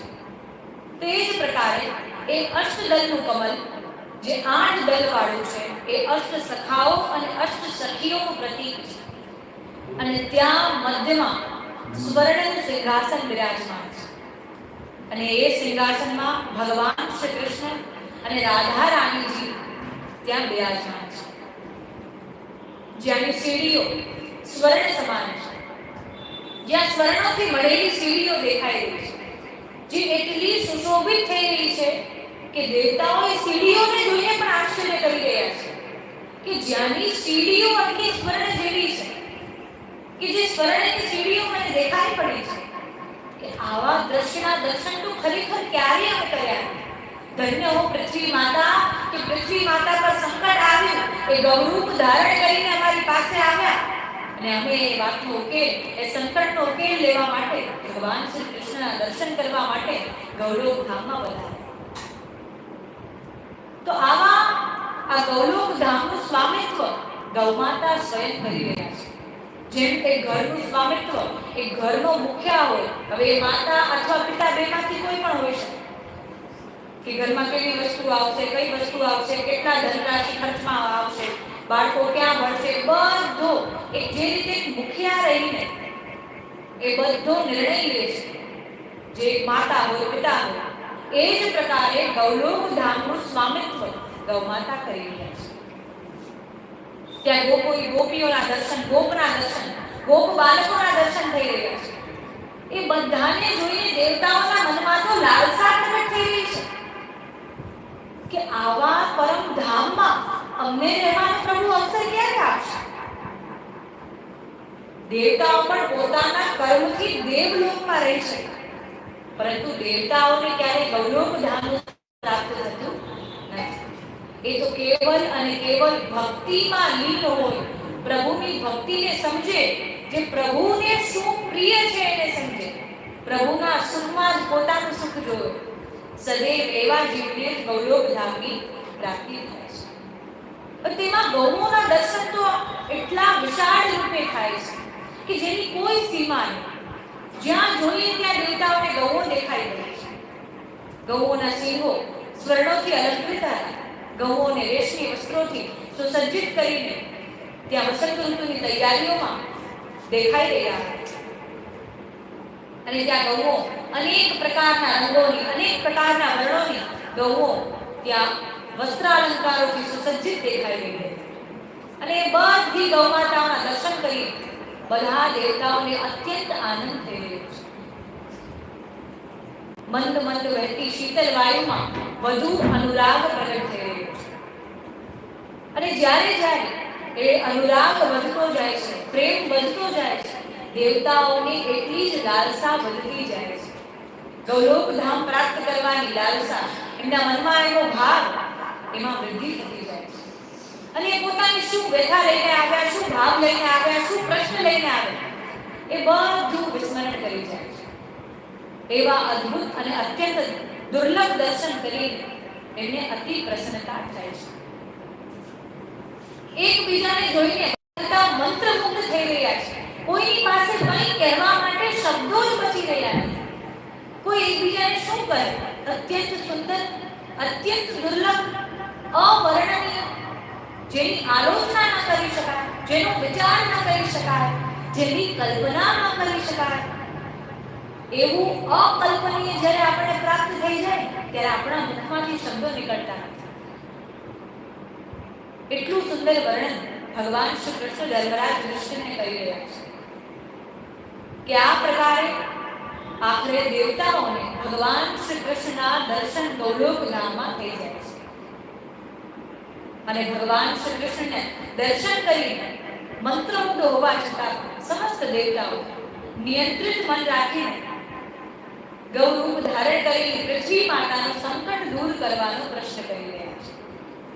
બે ક્ષણ માટે તો જાણે પોતે બધું વિસ્મરણ કરી રહ્યા અને તત્કાળ એનું મન નિયંત્રણમાં આવ્યું, મન એનું એકાગ્ર થયું અને ત્યારબાદ એમણે પૃથ્વી માતાનું સંકટ કર્યું. ત્યારબાદ ભગવાન શ્રી કૃષ્ણે કહ્યું કે પૃથ્વી માતાનું સંકટ દૂર કરવા માટે, પૃથ્વીની રક્ષા કરવા માટે, ગૌ અને બ્રાહ્મણોના હિત માટે હવે હું જ સાક્ષાત અવતાર ધારણ કરીશ. ત્યારે ભગવાન શ્રી કૃષ્ણે ગૌલોક ધામમાંથી પૃથ્વી પર અર્થાત ગોકુલમાં અવતરિત થવાનો નિર્ણય લીધો. મથુરાની જેલમાં જેનો જન્મ થયો, કારાગારમાં જેનો જન્મ થયો, માતા પિતાથી વંચિત, જ્યારથી આપણે એનું જીવન જોઈએ ત્યારથી એનું સદૈવ બધું છૂટતું જાય છે. પરંતુ ક્યારેય એમને દુઃખ વ્યક્ત કર્યું નથી અથવા ફરિયાદ વ્યક્ત કરી નથી. એમનું જીવન આપણે જોઈએ તો એમના જીવનમાં વિશેષ રૂપથી એ આપણને ગૌસેવા કરતા જ દેખાઈ રહ્યા છે.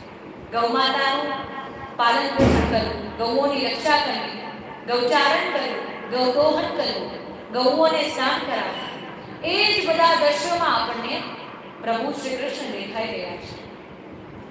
ત્યારે ભગવાન શ્રી કૃષ્ણે ગૌલોક ધામમાંથી ગૌઓનું રક્ષણ કરવા માટે ગૌઓના નિકટ જન્મ લેવાનો નિર્ણય કર્યો. અને ત્યારબાદ બધા દેવતાઓ જે ગૌલોક ધામને જોઈને મંત્રમુગ્ધ થઈ ગયા હતા, અતિ મોહિત થઈ ગયા હતા, એ બધા દેવતાઓ ગૌલોક ધામમાંથી પ્રસ્થાન કરે છે. એમની બિલકુલ ઈચ્છા નથી કે અમે અહીંથી હવે અમારા દેવલોક પર જઈએ, પરંતુ કેમ કે હવે ત્યાં ગૌમાતા, સખાઓ, સખીઓ, ગોપાંગનાઓ અને યુગલ સ્વરૂપનું સ્થાન છે, તો દેવતાઓ ત્યાં કઈ રીતે રહેશે? દેવતાઓને યદી ત્યાં રહેવું હોય તો એવી ભક્તિ, એટલું સમર્પણ અને એટલું પ્રભુ પ્રત્યેની ભક્તિમાં લીન થવું પડે. યુદ્ધ લડી રહ્યા છે, પોતાનું જીવન જીવી રહ્યા છે, એવું તપોબળ પ્રાપ્ત, એવું આત્મબળ પ્રાપ્ત કરી રહ્યા છે. એવામાં એમને તપશ્ચર્યા અને ભક્તિનો ભેદ ઘણીવાર એ લોકો ભૂલી જતા હોય છે. કેમ કે ભક્તિમાં મનુષ્ય ક્યારેય એ જોતો નથી દિવસ છે, રાત છે, હું ક્યાં છું, કોની સાથે છું, હું કોની ભક્તિ કરી રહ્યો છું. ક્યારેય ભક્ત આ બધી બાબતોનું ધ્યાન રાખતો નથી. ક્યારેય ભક્ત હંમેશા આપણે જોયું હોય કે ગણિતમાં કાચો હોય છે, સાવ ગાંડા જેવો હોય. આપણે જોવામાં પણ એમ લાગે કે આ તો સાવ ગાંડો થઈ ગયો છે, ક્યાં તો ખરેખર પાગલ થઈ ગયો છે. આપણે જોવામાં એવો આપણે મનમાં વિચાર આવે, પણ ખરેખર એ ભક્તિની સીમાને પાર કરી ગયો છે. એ સામાન્ય ભક્તિમાં કે એ મનમાં વિચાર કરે કે આજે મારે એટલા પાઠ કરવા છે ને એનાથી બધું થઈ જાય ને એટલે સમજી જવું કે એટલા પાઠ પ્રભુએ કરાવ્યા છે, એટલી ભક્તિ આપણને પ્રભુએ કરાવી છે. તો આ પ્રકારે ત્યાં ગૌઓના દર્શન થઈ રહ્યા છે.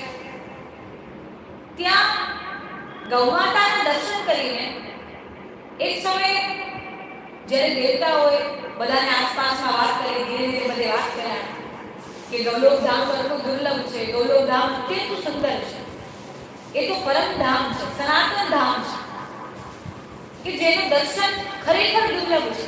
અરે અમે તો ત્યાં ગયા ને તો અમને તો ત્યાંથી આવવાની ઈચ્છા ન હતી.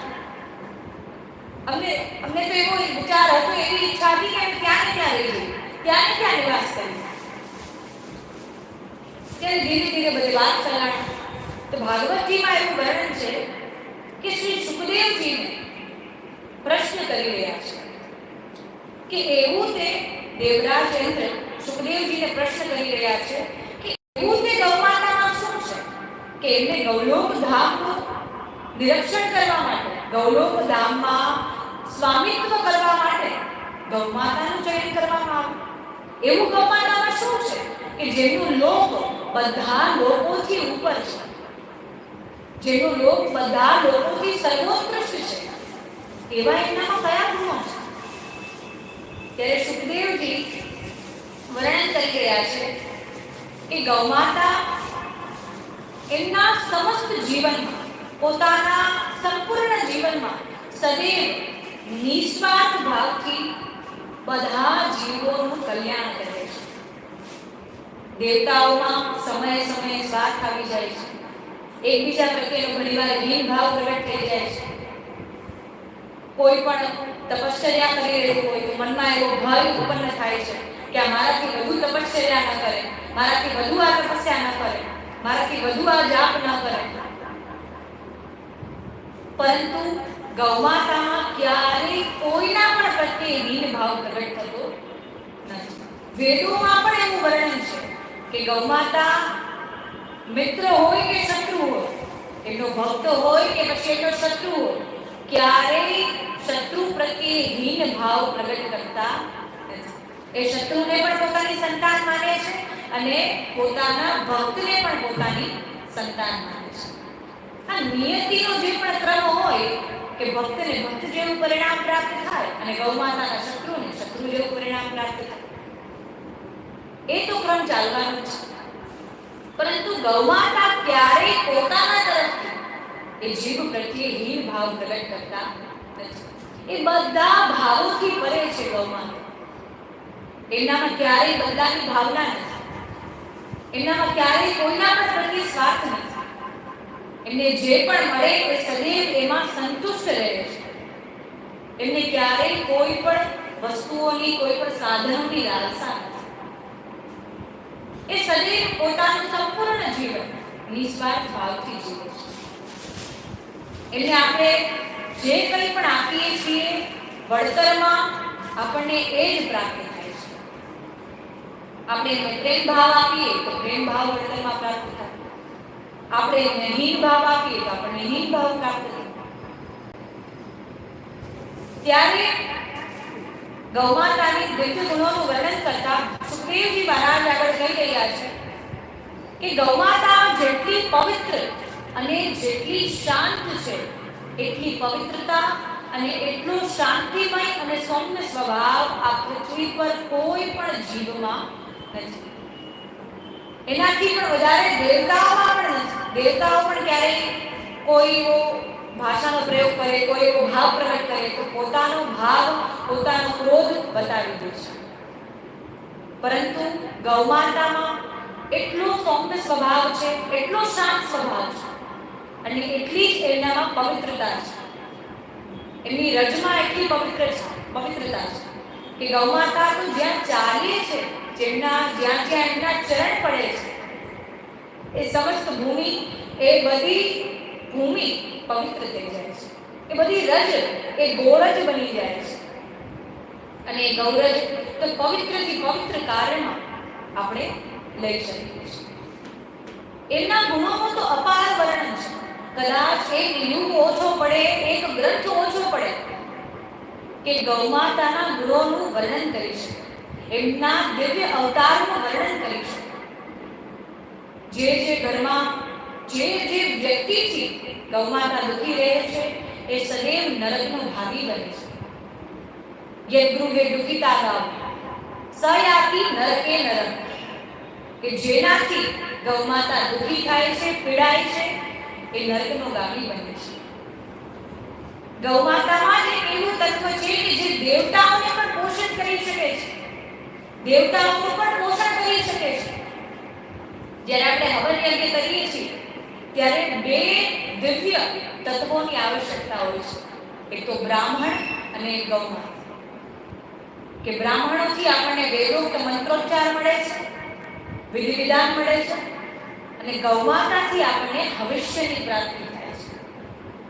દૂધ, દહીં, ઘી, માખણ, જવ, તલ, ઘઉં એ બધું આપણને ગૌમાતાથી પ્રાપ્ત થાય છે.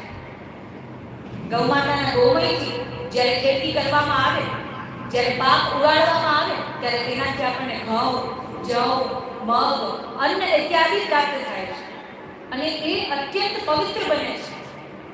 અને ખરેખર હવન યજ્ઞમાં જે પણ સામગ્રીઓનો આપણે ઉપયોગ કરીએ છીએ એ એટલી જ શુદ્ધ, પવિત્ર અને ગૌમાતાથી પ્રાપ્ત થયેલી હોવી જોઈએ.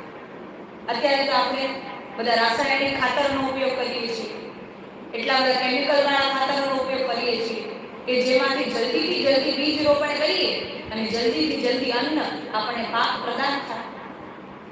પરંતુ એમાં આપણે વિસ્મરણ કરી રહ્યા છીએ કે જે તત્વોથી દેવતાઓને પોષણ મળે છે એ દેવતાઓ તો અત્યારે આપણાથી રુષ્ટ થયેલા છે. હવે આપણા ઘરના વડીલો હોય, માતા પિતા હોય, દાદા દાદી હોય, એમને જે ભોજન જોતું હોય એ ના આપો, એના જેવું જ ભોજન લાવીને આપો તો એ કરવાના છે. એમને જે પણ ભોજન કરવું એના જેવું આપીને આપો તો પણ એ નહીં કરે. એમને જે ભોજન કરવું છે એ જ ભોજન એ કરશે. કદાચ બીજું ભોજન કરી પણ નહીં તો પણ એનું બોલબોલ ચાલુ થઈ આપણને ત્યારે ગમે નહીં. પણ ખરેખર જેનો જે ખોરાક છે, જેનું જે ભોજન છે એનાથી અતિરિક્ત આપણે એમને આપીએ છીએ તો એમના મનમાં દુષ્ભાવ પ્રગટ થવાના છે, એમના મનમાં આપણા પ્રત્યે ઈચ્છા પ્રગટ થવાની છે. તો દેવતાઓને ગૌચર ભૂમિથી પ્રાપ્ત ભોજન જોઈએ છે ને આપણે એમને રાસાયણિક ભૂમિથી ઉત્પન્ન ભોજન કરાવી રહ્યા છીએ, એનાથી ઉત્પન્ન ખાદ્ય પદાર્થોનું ભોજન કરાવી રહ્યા છીએ. તો એ આપણાથી પ્રસન્ન કઈ રીતે થશે? ત્યારબાદ આપણે ક્ષણે ક્ષણે, મિનિટે મિનિટે પ્રભુની પ્રાર્થના કરી રહ્યા છીએ, પ્રભુ મને આ આપી દો, મારું આ સુખ પ્રદાન કરો, મારી આ મનોકામના પૂર્ણ કરો, મારી આ ઈચ્છાઓ પૂર્ણ કરો. પ્રભુ કહે છે મને જે ભોજન જોઈએ છે એ ભોજન કરાવવાની પણ તારા સામર્થ્યતા છે ખરી? કે ગોબરથી ખાતર બનેલું તૈયાર થાય, એ ખાતરથી જ્યારે બીજ રોપણ કરવામાં આવે અને એ બીજથી જ્યારે અન્ન ઉત્પન્ન થાય છે એ અતિ સાત્વિક અને દરેક અવગુણોથી પરે અન્ન હોય છે. એનામાં ક્યારેય તમોગુણનો લેશ માત્ર હોતો નથી. અત્યારે આપણે તમોગુણથી દૂષિત ભોજન કરી રહ્યા છીએ. તમોગુણ વાળું ભોજન કરીએ તો આપણા મનમાં પણ તમોગુણ આવવાના છે, આપણા મનમાં પણ તામસ વિચાર પ્રગટ થવાના છે. હવે આપણું મન તામસિક થવાનું છે. અને એક બાજુ આપણે વિચાર કરીએ ના અમે તો બહુ શુદ્ધ બનાવીએ છીએ, અમે તો બહુ ચોખ્ખાઈમાં બનાવીએ છીએ. પરંતુ પ્રભુને જે પ્રિય છે આપણે એ ધરો ને ત્યારે પ્રભુને આનંદ આવશે, ત્યારે પ્રભુને આનંદ આવશે અને ત્યારે આપણા જીવનમાં અપાર ભક્તિનો પ્રવેશ થશે કે મારા પ્રભુને આ પ્રિય છે, મારા પ્રભુને આજે આ આરોગ્ય છે. આજે મને મનમાં બહુ ભાવ પ્રગટ થાય છે કે આજે હું જ ગૌશાળા જાઉં, ગૌમાતાનું દૂધ લઈને આવું ને ગૌમાતાના દૂધની ખીર બનાવીને દઉં. ભલે આપણા ઘરમાં જે કંઈ પણ તત્વો આવતા હોય, અનાજ આવતું હોય, જે કંઈ પણ આવતું હોય, આપણે પ્રભુ માટે જુદું કરી શકીએ છીએ. ત્યારે આપણા મનમાં પ્રેમ ભાવ પ્રભુ માટે પ્રગટ થાય છે. ત્યારે આપણા મનમાં જ્યારે આપણે પ્રભુના સુખ વિશે વિચાર કરીએ છીએ ત્યારે આપણા મનમાં પ્રેમ ભાવ પ્રગટ થાય છે. એટલા માટે આપણે જે પણ હવન યજ્ઞ કરીએ છીએ એમાં શુદ્ધ અને સાત્વિક સામગ્રીઓનો ઉપયોગ કરી જે દેવતાઓને ભોજન પ્રાપ્ત થાય છે. હવન યજ્ઞ કરવાનો અર્થ શું થાય? આપણે લૌકિક ભાષામાં જોઈએ તો દેવતાઓને આહુતિઓ દેવતાઓને ભોજન કરાવવું, જેનાથી દેવતાઓ તૃપ્ત થાય અને અતિરિક્ત વર્ષા કરે અને જેનાથી અનાજ ઉગે અને જેનાથી બધા મનુષ્યોનું પાલન પોષણ થાય. પરંતુ દેવતાઓને જોઈએ એ ભોજન આપણે આપી રહ્યા નથી. એટલા માટે દેવતાઓ રુષ્ટ થઈ રહ્યા છે. દેવતાઓ રુષ્ટ થઈ રહ્યા છે, ત્યારબાદ ગૌમાતા રુષ્ટ થઈ રહ્યા છે. ગૌમાતાથી પ્રાપ્ત ભવિષ્યની આપણે ઉપયોગ કરી રહ્યા નથી. વેદોમાં એવું વર્ણન આવે છે કે કોઈ પણ યજ્ઞ વિધાનનો પ્રારંભ કરીએ, કોઈ પણ વિધિ વિધાન કરીએ, કોઈ પણ હવન કરાવીએ, પિતૃ કાર્ય કરાવીએ, યજ્ઞ કરાવીએ, વિષ્ણુ યાગ કરાવીએ, કોઈ પણ ધાર્મિક કાર્ય કરીએ ત્યારે એ પહેલા પંચગવ્ય પાન કરવું આવશ્યક છે.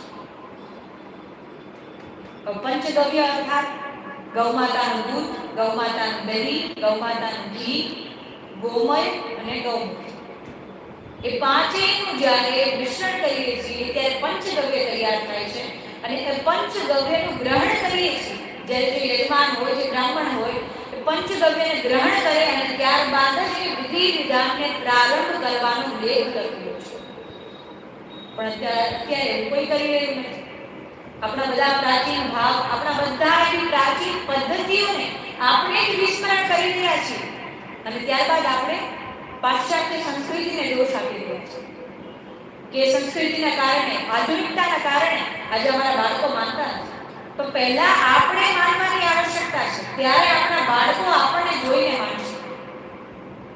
જ્યારે આપણે ગૌશાળા જઈને ગૌમાતાની સેવા કરી રહ્યા હશું, આપણે ગૌમાતાનું દૂધ આવે આપણા ઘરે એવો આગ્રહ કરી રહ્યા છે, ત્યારે આપણા ઘરમાં રહેલા સદસ્યોને પણ એ વાતનો અનુભવ થશે કે ગૌમાતાનું દૂધ પીવા માત્રથી, ગ્રહણ કરવા માત્રથી આપણામાં કેટલી સાત્વિક ઉર્જા પ્રદાન થાય છે, આપણામાં કેવી ઉર્જા પ્રગટ થાય છે, આપણા જીવનમાં કેટલું સાત્વિક પરિવર્તન આવે છે.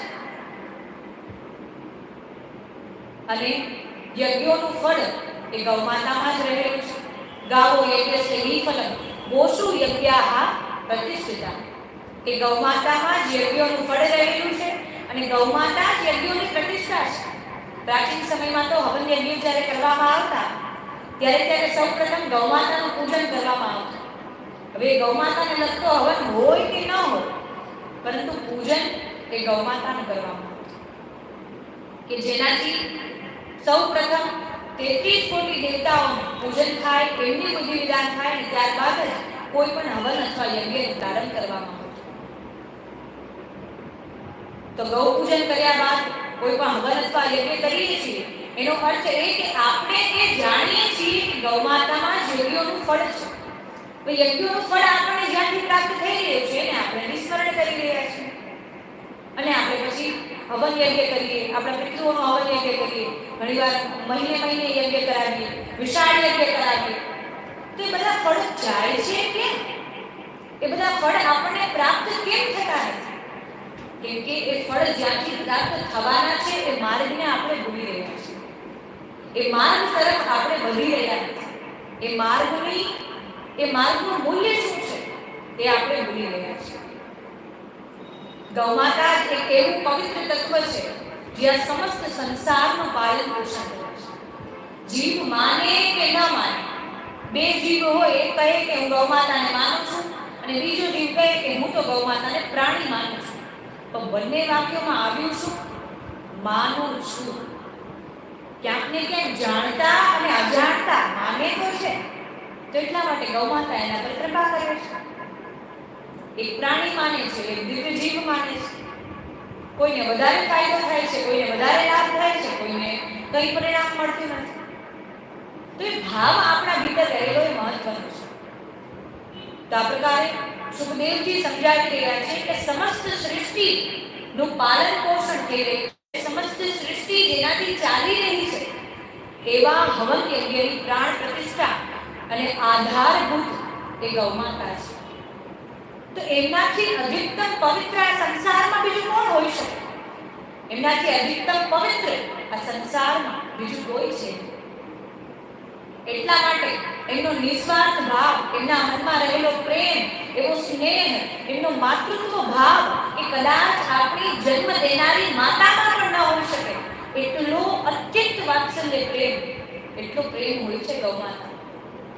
અને આ જ બધા દિવ્ય ગુણોના કારણે ગૌમાતા એ સર્વોત્કૃષ્ટ લોકમાં, ગૌલોકમાં બિરાજે છે અને ગૌલોક ધામનું સ્વામિત્વ કરે છે.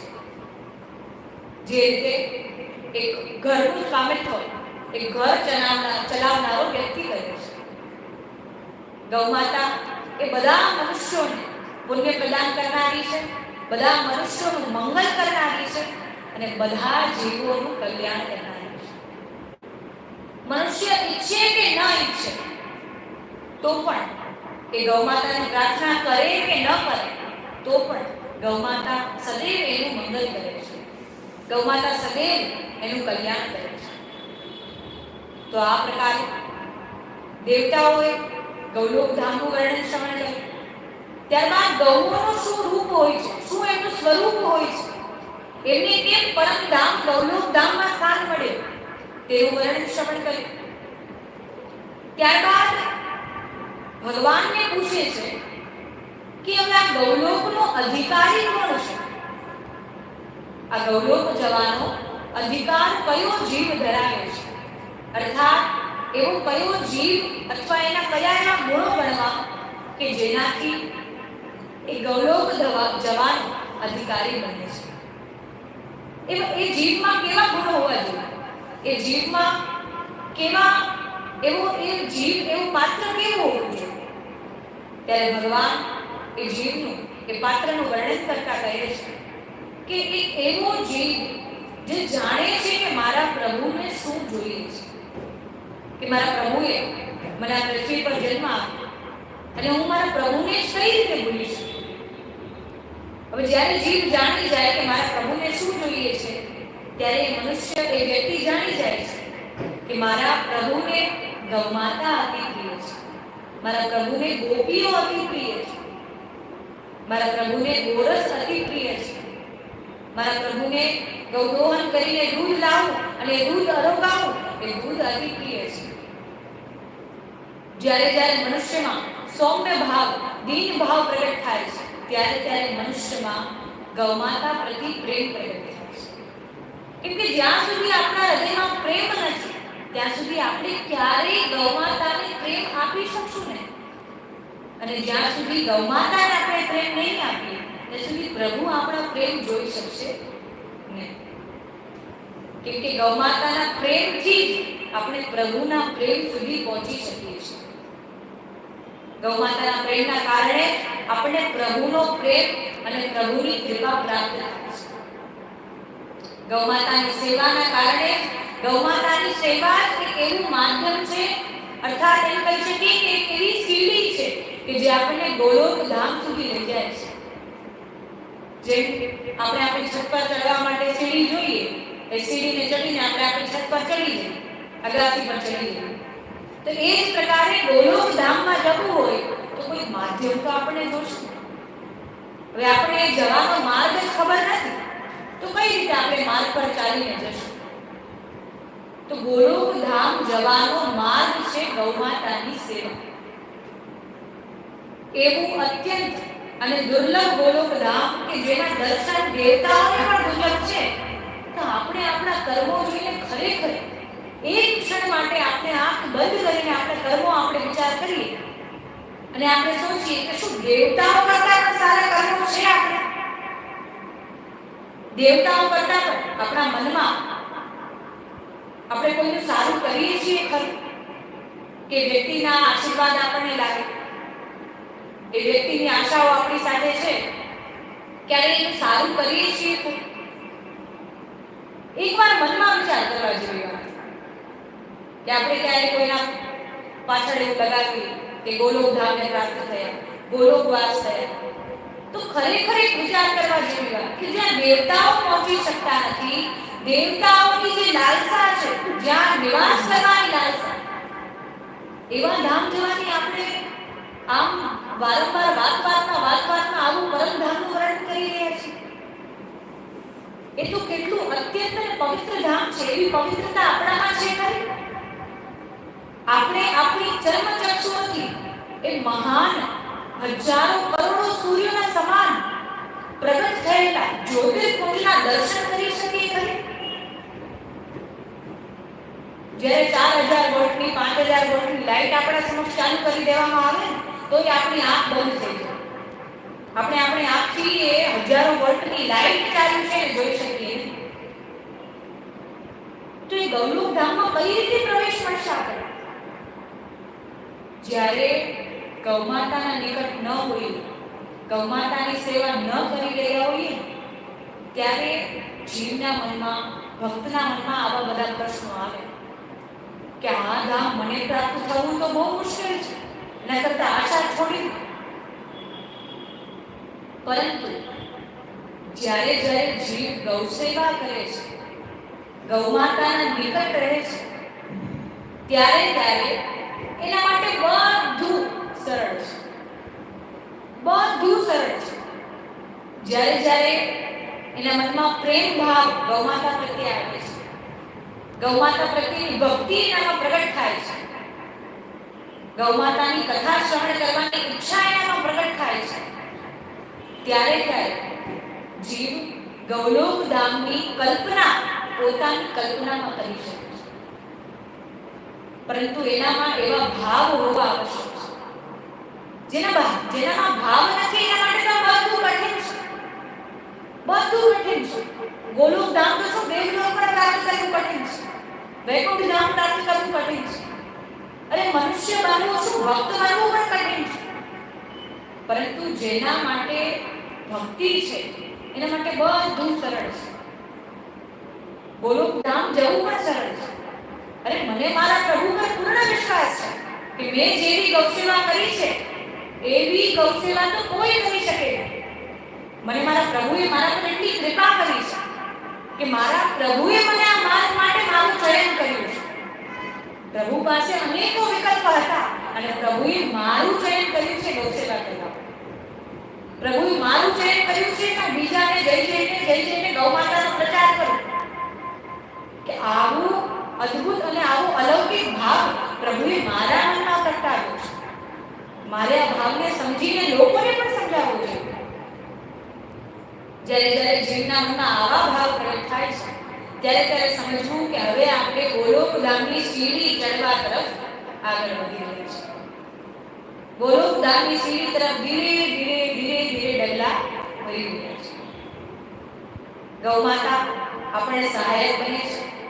ગૌમાતા તો એટલી પવિત્ર છે કે જે આપણને આ પૃથ્વીલોકમાં પણ આપણો સાથ આપે છે, આપણને સહકાર આપે છે, આપણું પાલન પોષણ કરે છે અને પરલોકમાં પણ આપણો સાથ ક્યારેય છોડતા નથી.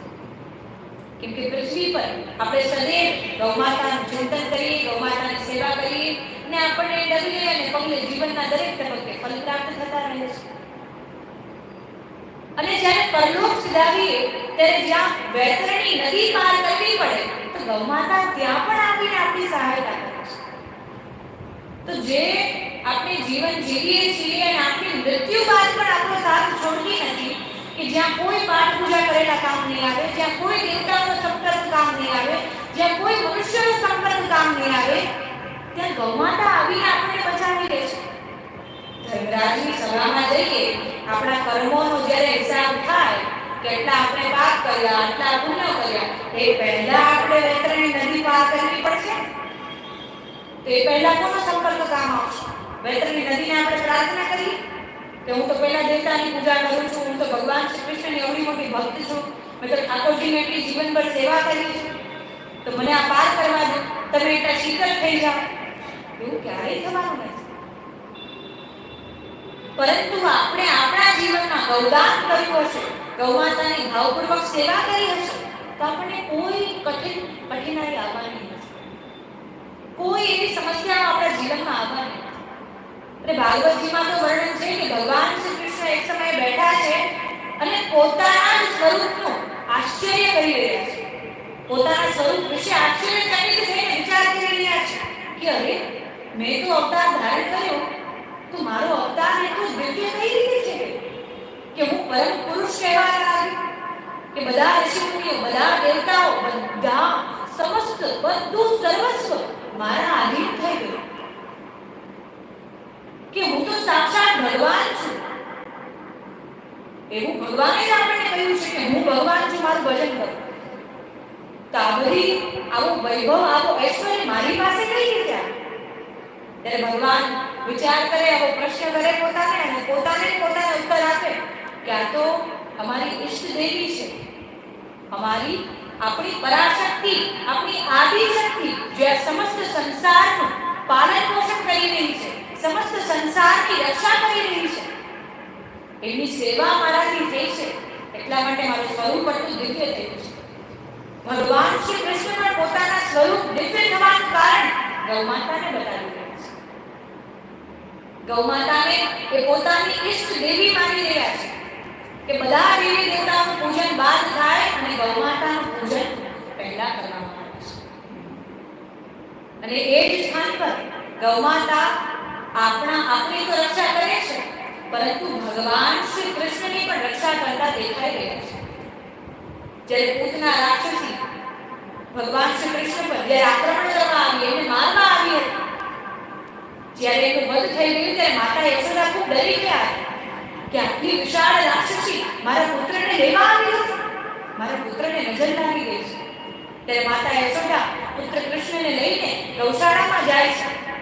એમને ગૌમૂત્રથી સ્નાન કરાવે છે કે ગૌમૂત્રથી સ્નાન કરાવીશ તો મારા બાળકને જે નજર લાગી છે નજર દૂર થઈ જશે, એ નજર એને લાગી છે નષ્ટ થઈ જશે, એનો પ્રભાવ નષ્ટ થઈ જશે. ગૌમૂત્રથી સ્નાન કરાવે છે. ત્યારબાદ ગોરજનું લેપન કરે છે. ગોરજને શ્રી કૃષ્ણના અંગ પ્રત્યેનું આજેનું લેપન કરે છે, જેનાથી મારા બાળકને સાત્વિક ઉર્જા પ્રાપ્ત થાય. એનામાં જેટલા એ રાક્ષસીના આસપાસ રહેવાથી, એના નિકટ રહેવાથી એનામાં જેટલા દુષ્કર્મો આવ્યા છે, દુષ્વિચારો એનામાં આવ્યા છે, દુષ્પ્રભાવ એના પર પડ્યો છે, એ ગોરજ લગાવવા માત્રથી નષ્ટ થઈ જશે. એવો માતા યશોદાનો ભાવ છે. ગૌશાળામાં જઈ અને ગૌમાતાની પૂંછથી માતા યશોદા ભગવાન શ્રી કૃષ્ણની નજર ઉતારી રહ્યા છે કે મારા બાળકને નજર લાગી હોય તો નજર ઉતરી જાય. ગૌમાતા એવી કૃપા કરો કે પ્રભુને શ્રી કૃષ્ણને નજર લાગી છે તો એ નજર ઉતરી જાય. તો ભગવાન શ્રી કૃષ્ણની પણ રક્ષા કરનારી એવી ગૌમાતા આપણા સમક્ષ, આપણા પ્રત્યક્ષ બિરાજમાન છે. આપણે આપણા ચર્મ ચક્ષુઓથી જોવાનો પ્રયાસ કરી રહ્યા છીએ, એટલા જ માટે આપણને એમના દિવ્ય અવતારનું દર્શન થતું નથી. જ્યારે આપણે આપણા હૃદયની આંખોથી, આપણા હૃદયના નેત્રોથી એમનો ભાવ હૃદયારૂઢ કરીને એમના દર્શન કરવાનો પ્રયાસ કરીશું, ત્યારે આપણને એમના દિવ્ય સ્વરૂપ અને એમના દિવ્ય અવતારોનું દર્શન થશે. એમનો દિવ્ય અવતાર છે એના આપણને દર્શન થશે. એવો ભાવ જ્યારે આપણા મનમાં ઉત્પન્ન થશે ત્યારે જ આપણને એના દર્શન થશે. હવે જ્યારે આપણે જોઈએ ભગવાનના પણ દર્શન કરીએ તો એને મૂર્તિ સમજીએ તો આપણને મૂર્તિના દર્શન થાય, પણ સાક્ષાત પૂર્ણ પુરુષોત્તમ સમજીએ, ભગવાન સમજીએ તો આપણને એમાં પૂર્ણ પુરુષોત્તમના દર્શન થાય છે. તો આ જ પ્રકારે નંદ બાબાને ત્યાં પણ જે રીતે માતા યશોદાનો ભગવાન શ્રી કૃષ્ણ પ્રતિ ગૌમાતાનો ભાવ હતો, ગૌમાતા પ્રતિ જેવો ભાવ હતો, એવો માતા યશોદાનો જેવો સુંદર ભાવ, એવો જ સુંદર ભાવ નંદ બાબાનો પણ હતો. એમને ત્યાં તો 9 લક્ષ ગૌમાતાઓ બિરાજમાન હતી, જેમની સેવા નંદ બાબા પોતાના જ શ્રી હસ્તથી કરતા. એમને સખાઓ, દાસ દાસીઓ આદિનો સમૂહ રાખ્યો હતો કે જેનાથી ગૌસેવા કરાવી શકે. પોતે ન કરે તો પણ ચાલે, બધાને જવાબદારીઓ સોંપી દે. કોઈ ગૌ સ્નાન કરાવે, કોઈ ગૌ માતાનું પૂજન કરે, કોઈ ગૌ માતાના ગૌશાળાની સફાઈ કરે, પરંતુ એ પોતાના શ્રી હસ્તોથી એક ગૌ માતાની સેવા કરતા. એમની સંપૂર્ણ દિનચર્યા એ ગૌ માતાના ઇર્દ-ગિર્દ હતી. ગૌ માતાના પૂજનથી, ગૌ માતાના સ્મરણથી પ્રાતઃકાળ જાગવું, ગૌ માતાને સ્નાન કરાવવું, ગૌચારણ કરવું, ગૌદોહન કરવું, એ દૂધને બધા ગામવાસીઓમાં વિતરણ કરવું, ત્યારબાદ ગૌશાળાની સફાઈ કરવી. ઘણીવાર કોઈ સખાઓને આવવામાં વિલંબ થઈ જાય તો નંદ બાબા પોતે પોતાના શ્રી કરકમલોથી ગૌશાળાની બુહારી કરતા દેખાઈ રહ્યા છે. એવો સુંદર ભાવ હતો. એ તો ગોકુલના મુખ્ય હતા. એમના પાસે 9 લક્ષ ગૌમાતાઓ હતી.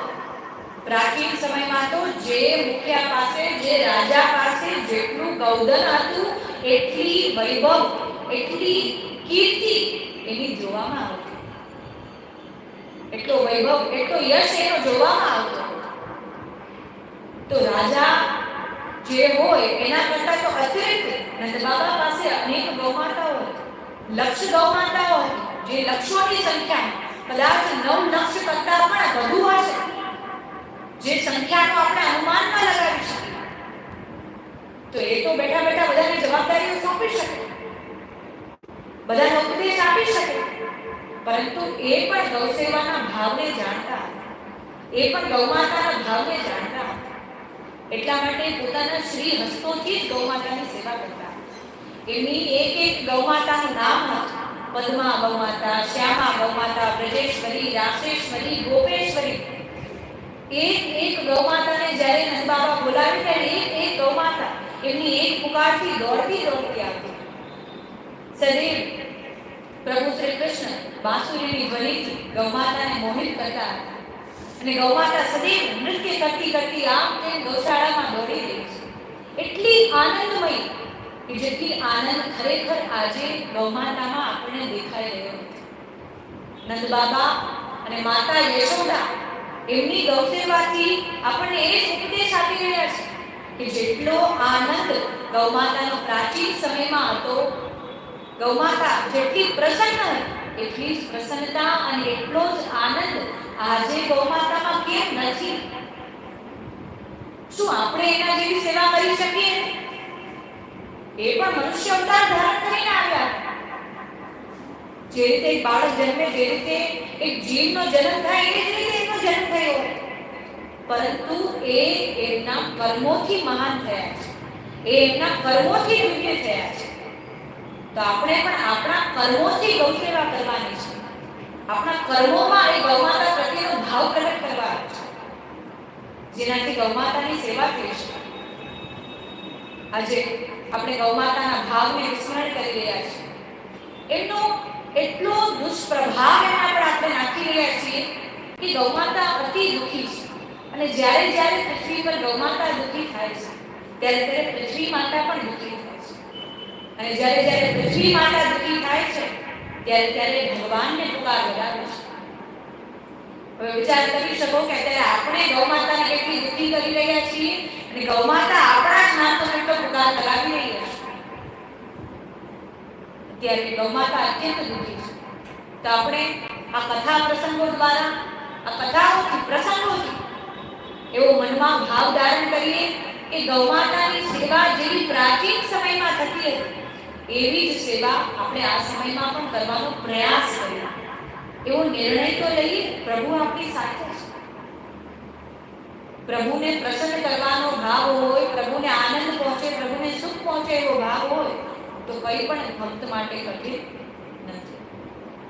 તો આ જ પ્રકારે ધર્મરાજ યુધિષ્ઠિર આ સમસ્ત કથાઓને શ્રવણ કરીને ખૂબ આનંદિત થયા છે અને ભગવાનને કહી રહ્યા છે કે પ્રભુ, આજે તો ખૂબ આનંદ આવી ગયો કે આ કથાને શ્રવણ કરીને જે પ્રસન્નતા મનમાં પ્રગટ થઈ રહી છે, પ્રસન્નતાનો તો અપાર નથી.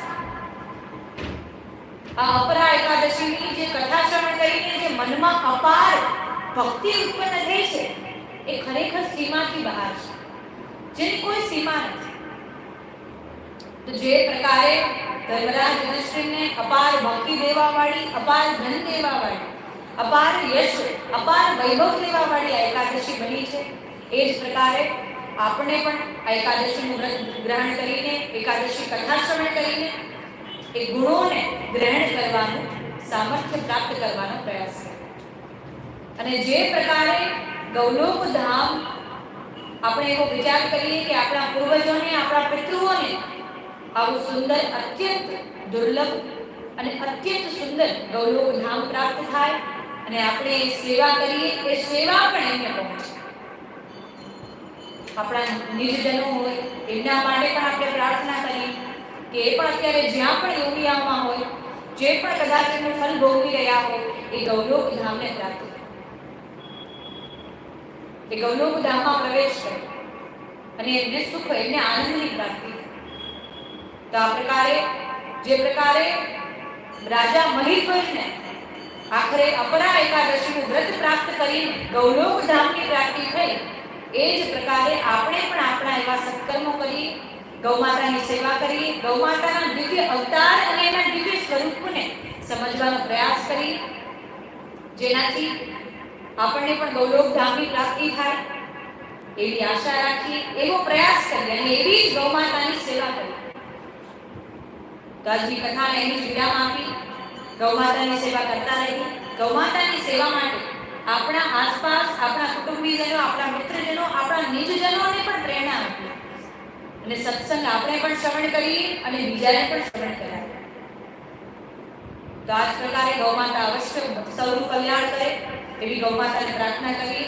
શ્રી રાજધરણ કી જય, શ્રી વલ્લભાધીશ કી જય, શ્યામ સુંદર શ્રી અમને મહારાણી કી જય, अपने अपने गुरुदेव की जय, सर्व पितृदेव की जय, कामधेनु मात की जय, सुरभि मात की जय.